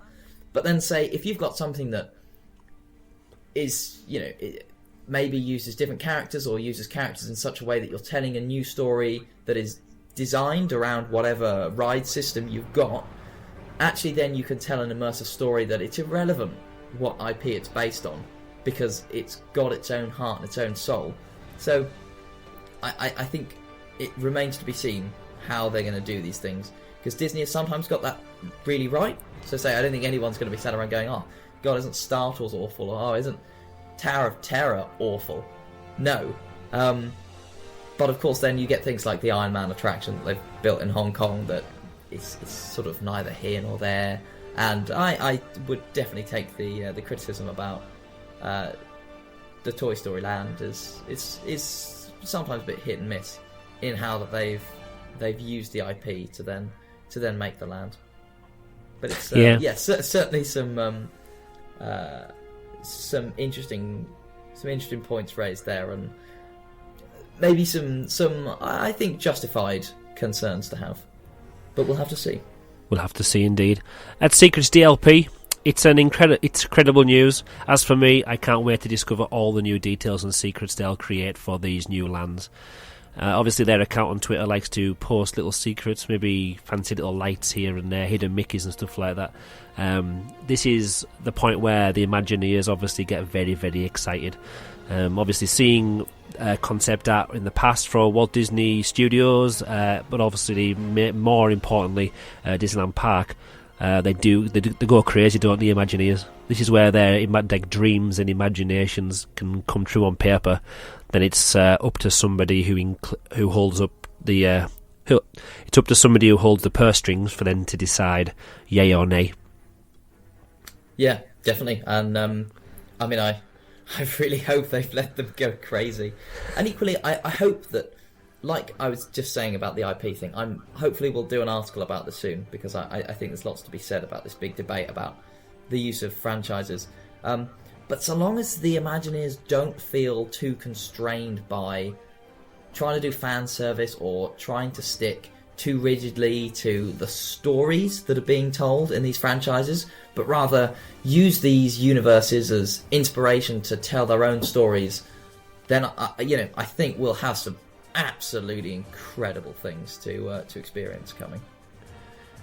And as if by magic, we're now on to Luke. It's actually quite a short one for Luke, so we'll let you do the pleasure. Simon, go on. It'd be brilliant. So, yeah, this is from Luke at it's an email. NIDLP. Sorry, I've just totally butted in. I forgot to say it was an email. I'll say that again. So rude of you, Andrew. Should we go again then? Sorry. Next up we're going to go to the emails, and this one's by Luke, NIDLP Geek. Over to you, Simon. Righto. Hey guys, just a short email from me this time, as I'm sure you'll be echoing my thoughts already said at this point. Wow, what an announcement. After nearly 16 years of hoping, dreaming, and believing that Walt Disney Studios can someday be a park that we all want it to be, we now have the master plan that will do exactly that.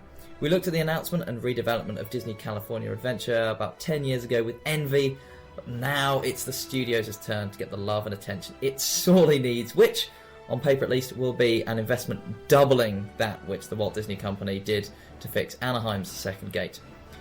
As for the content in the master plan, it's perfect. Marvel, Star Wars and Frozen are their three big properties Disney has, and are only going to grow within the next 10 years, with the Marvel Comic Universe film after film breaking box office records, and a long list of future Star Wars movies already announced, and with the Frozen sequel in development. Given the financial backing of this master plan, I don't think I'm being outlandish in believing that each of these lands are going to be something very special, with at least several attractions making their world debut in Disneyland Paris. I'm going to go out on a limb with an early prediction that Frozen's Mountain and Ice Palace could very well become the new icon of Walt Disney Studios Park. Its apparent location at the peak of the park makes it a perfect weenie for the moment you exit Studio One, and what a backdrop that would be for a nighttime show on the brand new lake. This has easily been the greatest news Disneyland Paris fans have received ever since the resort opened back in 1992. I've always believed Walt Disney Studios can someday become the full park we all want it to be, with the latest and greatest experience, but this has surpassed even my wildest dreams.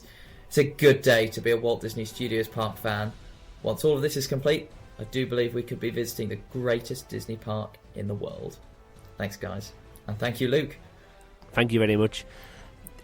You can't really say much about that one. It's kind of... It's all there. Luke writes with so much drama. I love it. It's excellent. And absolutely echoes how excited. I think, well, pretty much everyone is. Not quite everyone, but... Not everybody, no. What I do like is the fact that it says... where's it gone? It's a good day to be a Walt Disney Studios park fan. So is Luke saying that he's already a fan of Walt Disney Studios Park, or is he going to be is he going to be a really big one after all of this? Well, I think what Luke's really, really expertly said is that we've all, all of us who post things on Twitter, on Instagram, and write blogs and make podcasts, we've all known for so long that you could do so much with the Studios Park, and that there's so much untapped potential if only, as Luke says, there was a big master plan. And we've all been talking for ages about what this master plan might be. To be honest, a lot of the fan ideas included a lake. So, the fact that this is coming real now, yeah, Luke, I'm so with you, and it's like a dream, and it's genuinely kind of difficult to wrap your head around. Just because for so long we've been saying this is going to happen, and for so long we've been getting small, little, tiny things that utterly disregard any kind of master plan. But bam, here it is. Answer to all of our questions. Wham bam, thank you, ma'am. Jack Kendall. This was an email from Jack. He is on Twitter at DSNY Newscast. He's also on YouTube as well. He does some very interesting videos, very good videos actually, on YouTube, so search for him. He says, "Hi Andrew and Simon, been a listener of your podcast for quite some years now, and would like to say that you guys do an amazing job, although the episodes have become somewhat sporadic." We'll miss that bit up for now. Quality, not quantity. Anyways, here are my thoughts on the expansion. Number one, we're probably looking at 10 years before we see this entire thing being rolled out, with my guess being that Marvel will be completed first, then Star Wars, then Frozen. 2, I would love for there to be some sort of second entrance through Toy Story Playland, maybe where the current blue Bucket of Monkeys shop is, but it's rarely open, as this would create much better guest flow from Ratatouille and Toy Story into the new lake area. Otherwise, I can see this being a terrible bottleneck for guests. The third point, I have heard that Studio Tram Tour may get a scaled down version, which would take place in the forested area within the concept art. And I really hope this is not true, as this park will be pivoting away from the studio's vibe toward more immersive worlds instead, and this would be a step backward. Number 4, it seems as if changes will occur to Studio One building, and personally I hope they open up the entrance a lot more, as walking through the doors to see the new Main Street area will be underwhelming to say the least. 5, and lastly, I feel very strongly that Tower of Terror has been left on the concept art, as they don't want to commit to a retheme at the moment. Plus, if anything from the concept art gets cut due to tight budget measures, it will be aliens swirling saucers, as it's a near replica of the ride system for the Cars Rally ride in the animation courtyard. Keep up the great work, Andrew and Simon. Thanks, Jack. We haven't actually mentioned the Cars Rally ride, did we? But yeah, like you said there... Genuinely, I always forget that attraction exists. Well, I actually went on it twice in February. Did you enjoy it? Well, I got told off by one cast member the first time for trying to film on my camera. The second time, yeah, it was really good. But it lasts one of those... the queue was about 5 minutes long, so I didn't mind waiting for it. But if I've seen it being 60 minutes before on a really busy day, and I would not queue 60 minutes for that ride. Because it was... I think you're on it for about 30 seconds. And that's basically it. I mean, Jack got some really great points. Going back to Jack. Jack. Yeah, always going back to Jack. I hadn't heard that there was any rumours of Studio Tram Tour getting a scaled down version, but you're exactly right that there's definitely a shift happening here from this idea that you're in a place where movies are made to that you start in the place in the sort of studio where movies are made, and then you go into the universes of the movies themselves. So Jack's definitely right that any sort of bizarre replacement of Tram Tour would not fit at all. Although, of course, Andrew, I really like your idea of a replacement railroad going around the outside with Tram Tour. That could be really cool. But yeah, no, I think Jack's bang on. I'm still, though, of the opinion that I don't think Tower of Terror has been left out of the retheme because they just don't know what to do with it yet. I think, in fairness, if you're going to spend money, you might as well build new things rather than changing existing things. But I do think also that, I mean, now Paris has a unique Tower of Terror, because the only one that was identical is now Guardians of the Galaxy.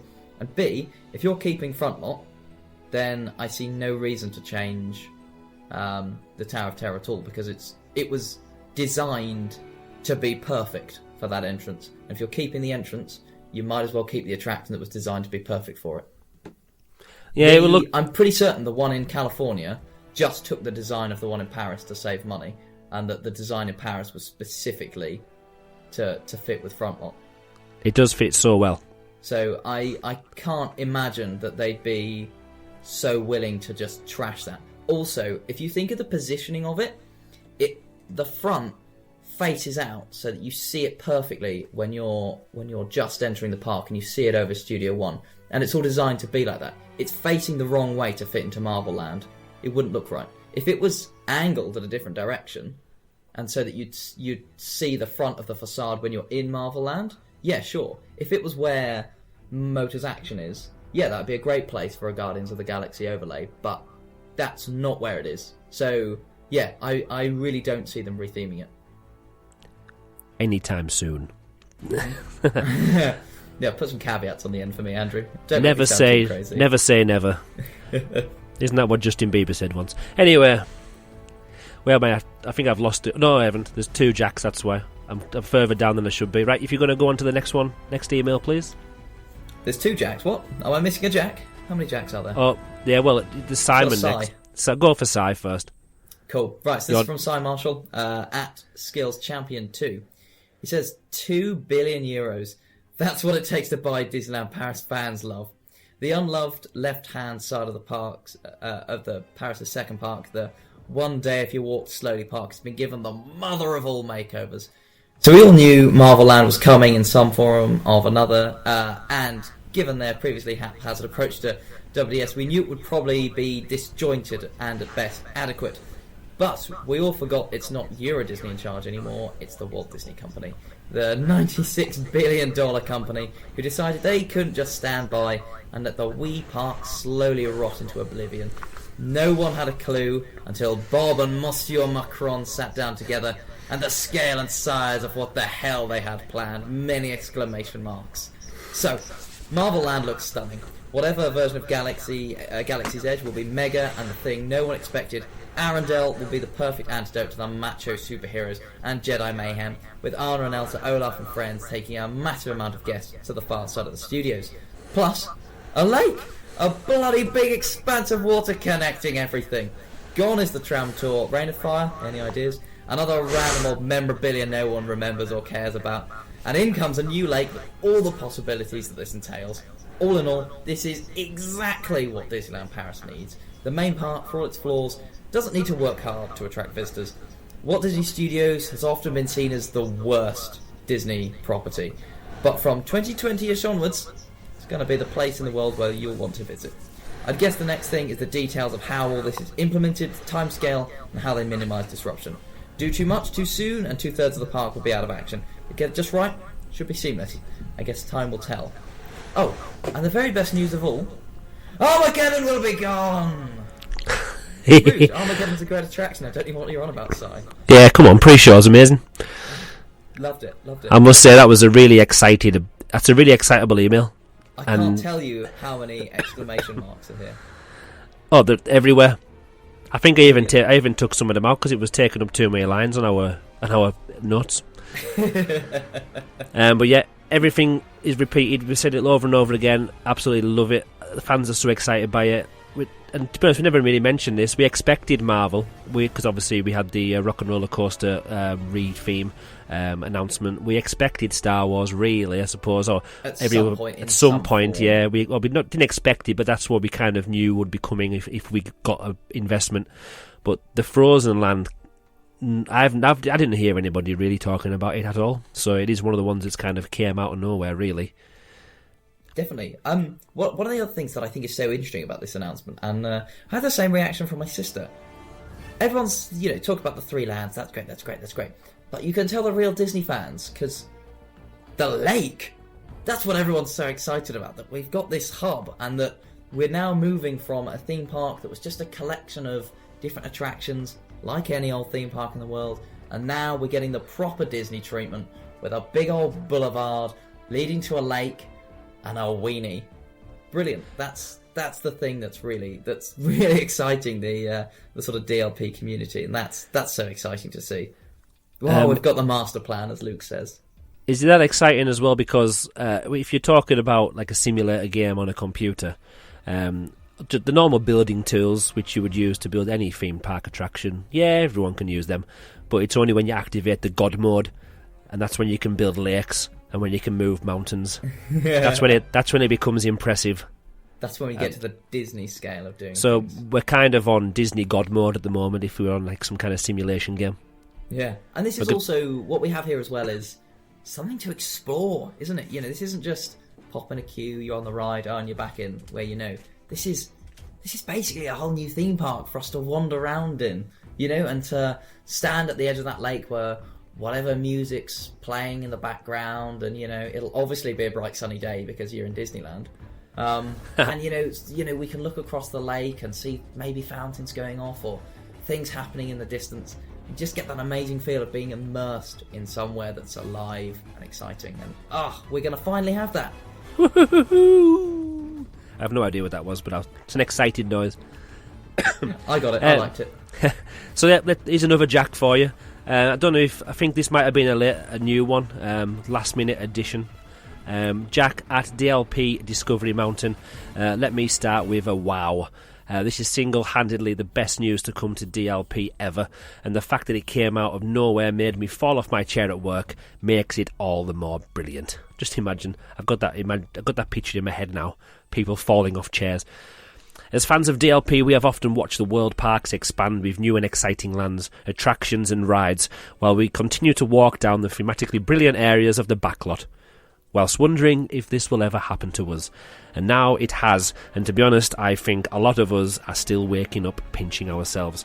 Most fans would have been happy with just the fact the park was changing and having money spent on it. However, I think the changes alone are what makes this announcement even better.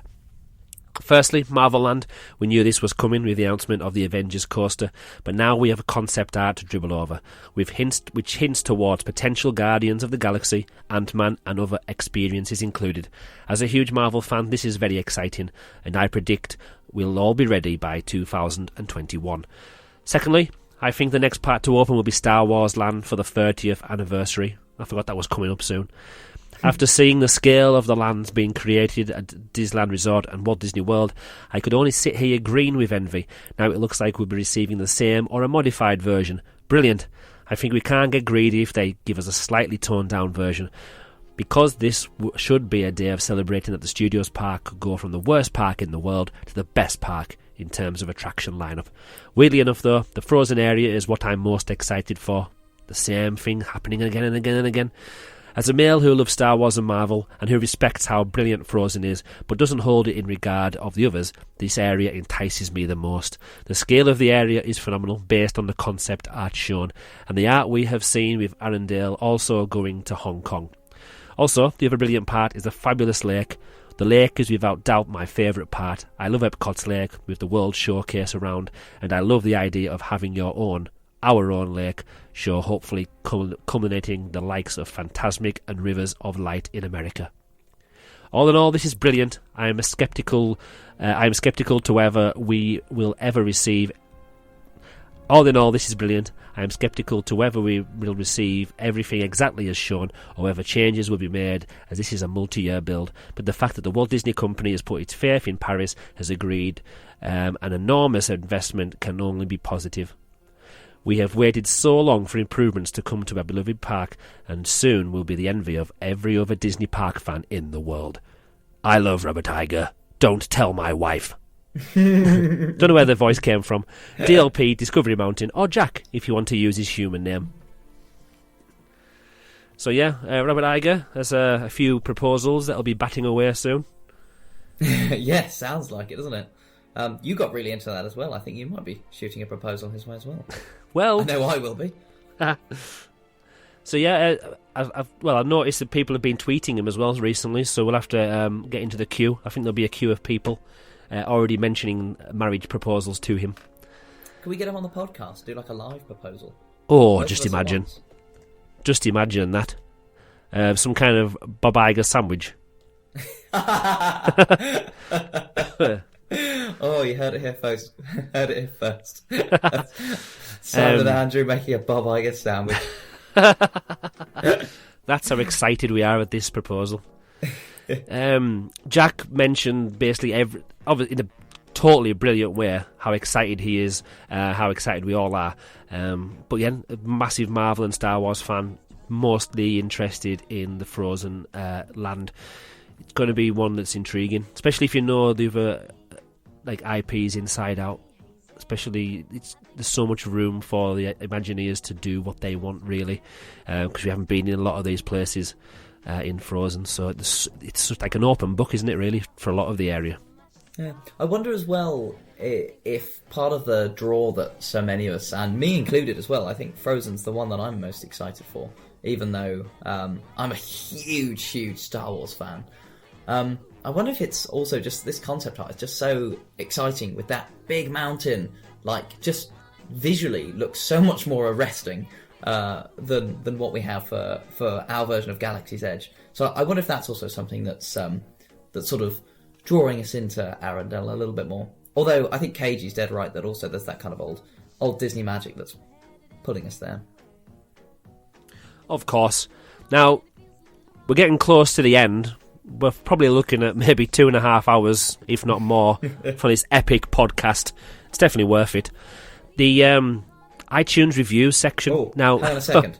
Oh, go on. Hang on. I need to dive in first with Alan has also sent in. Yes. Alan sent us in a huge amount of notes, and we should definitely say that a lot of what we've been talking about is kind of based on his notes that he sent through. which are, if you want to see his opinions on stuff, head over to his Twitter feed at Cafe Fantasia. He's got all the stuff you could ever want. I'll just give a quick read through of sort of a short reaction that he sent through, because to be honest, this also really sums up my own reaction to it as well. He says, when I first saw the concept art, I automatically dismissed it and assumed it wasn't real, that it was just fan-made. It looked too good to be true. But when I realised it actually was real, I was in shock. This is amazing news. I love how it came out of nowhere. Nobody was expecting it. There were no leaks. What a truly jaw-dropping surprise. This is a total dream come true for Disneyland Paris fans, an awesome gift from the Walt Disney Company that we will all enjoy for many, many years to come. The next 6 years are going to be genuinely exciting as we follow the construction and step into these new areas for the very first time. It's amazing how you can just feel the excitement off the page, can't you? Absolutely. Absolutely. So yeah, as I said, so much of what we've been saying has been based on Alan's notes, because obviously we've tried to throw this podcast together in sort of a couple of days since we've heard the announcement. So cheers, Alan, you're amazing. Cheers. And also, yeah, do go and check out his Twitter at Cafe Fantasia. Although, to be perfectly honest, if you're listening to this podcast and you haven't already found Alan, you're missing out. What are you doing? Yeah, stop listening right now and go and follow him now. You can multitask. Do both. Do both. We're all friends here. Apple Podcasts. We're going to admit it has been a while since we've had a podcast episode out. Sorry about that. Yeah, life. But so we've only had one review on iTunes. I think it's probably best if you read this review out, Simon. Yeah. It says 5 stars, the best Disneyland Paris podcast! ! From Andrew 1 from the UK. Bit biased, but the best Disneyland Paris podcast. Don't know who could have written it. No idea. Literally clueless. Andrew, if you're out there, thank you for the love. We really appreciate it. I'll tell you what we need to do. We need to send that person a badge. Yes, that's it. Put it in the post and deliver it to them. I'm gonna hand deliver it, I think. Yeah, that's it. Yeah, maybe personally signed to the door, to his desk. Put it on his pillow. In fact, that can be arranged. No, yeah, I don't even know. I think I was just looking and I haven't reviewed my own podcast, so I thought I'd give us a cheeky review. All the stars count.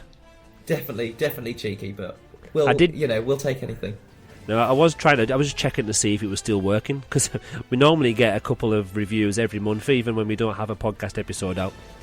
So I just wanted to check that the system I use, because I don't use the iTunes review system to read them. I use a special website. I wasn't getting anything for a while, so I thought I'd send one in, see if it happened. This one turned up, so it obviously is working. It's just nobody is reviewing us at the moment. So please leave us a special review on iTunes if you're listening via iTunes. So, it's nearly that time where we say goodbye. Before we do, though, I mentioned the badge there. If you visit shop.magicaldlp.co.uk, you can buy a nice big blue badge with Magical DLP on it. People like to wear them in the parks. I wore one. I didn't see anybody else wearing one. But if you would love one, shop.magicaldlp.co.uk. It does help us out. The more badges we sell, I'm not going to bribe you, but the more money that's coming in from the badges to help with the hosting and stuff like that, it's going to make us feel a little bit more special, and we'll maybe do a few extra podcast episodes. Who knows? It's not going to pay my wages. I'm only going to use it to help pay the hosting fee. So every little helps. That's a trademarked slogan by Tesco, but it doesn't matter. Also, if you visit redbubble.com/people/magical-DLP, there are some nice little t-shirt designs on there. Again, just goes towards the upkeep of the website, which is hosting this wonderful podcast right now. Is there anything else that you would like to talk about, seeing as though you haven't been on the airwaves for a few months now, before we go? I just can't believe this is happening. I can't believe there's a master plan for Walt Disney Studios, and it's mental. So good. Don't have anything else to add. No, like I mentioned... Thank you very much. You're welcome.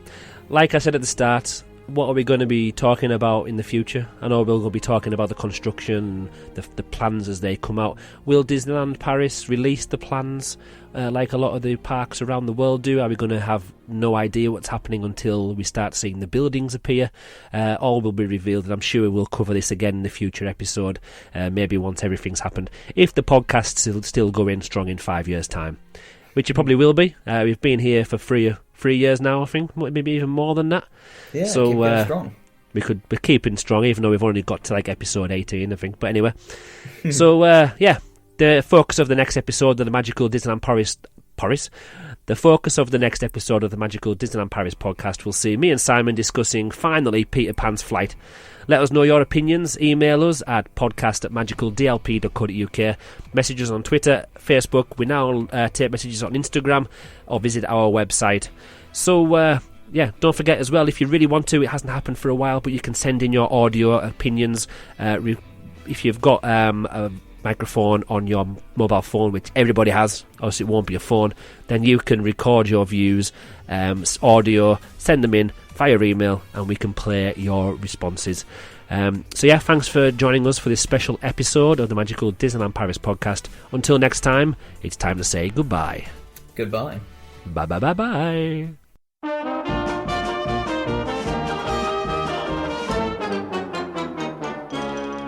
Hey, every other park in the world, suck on that! Whew, that was a meaty one.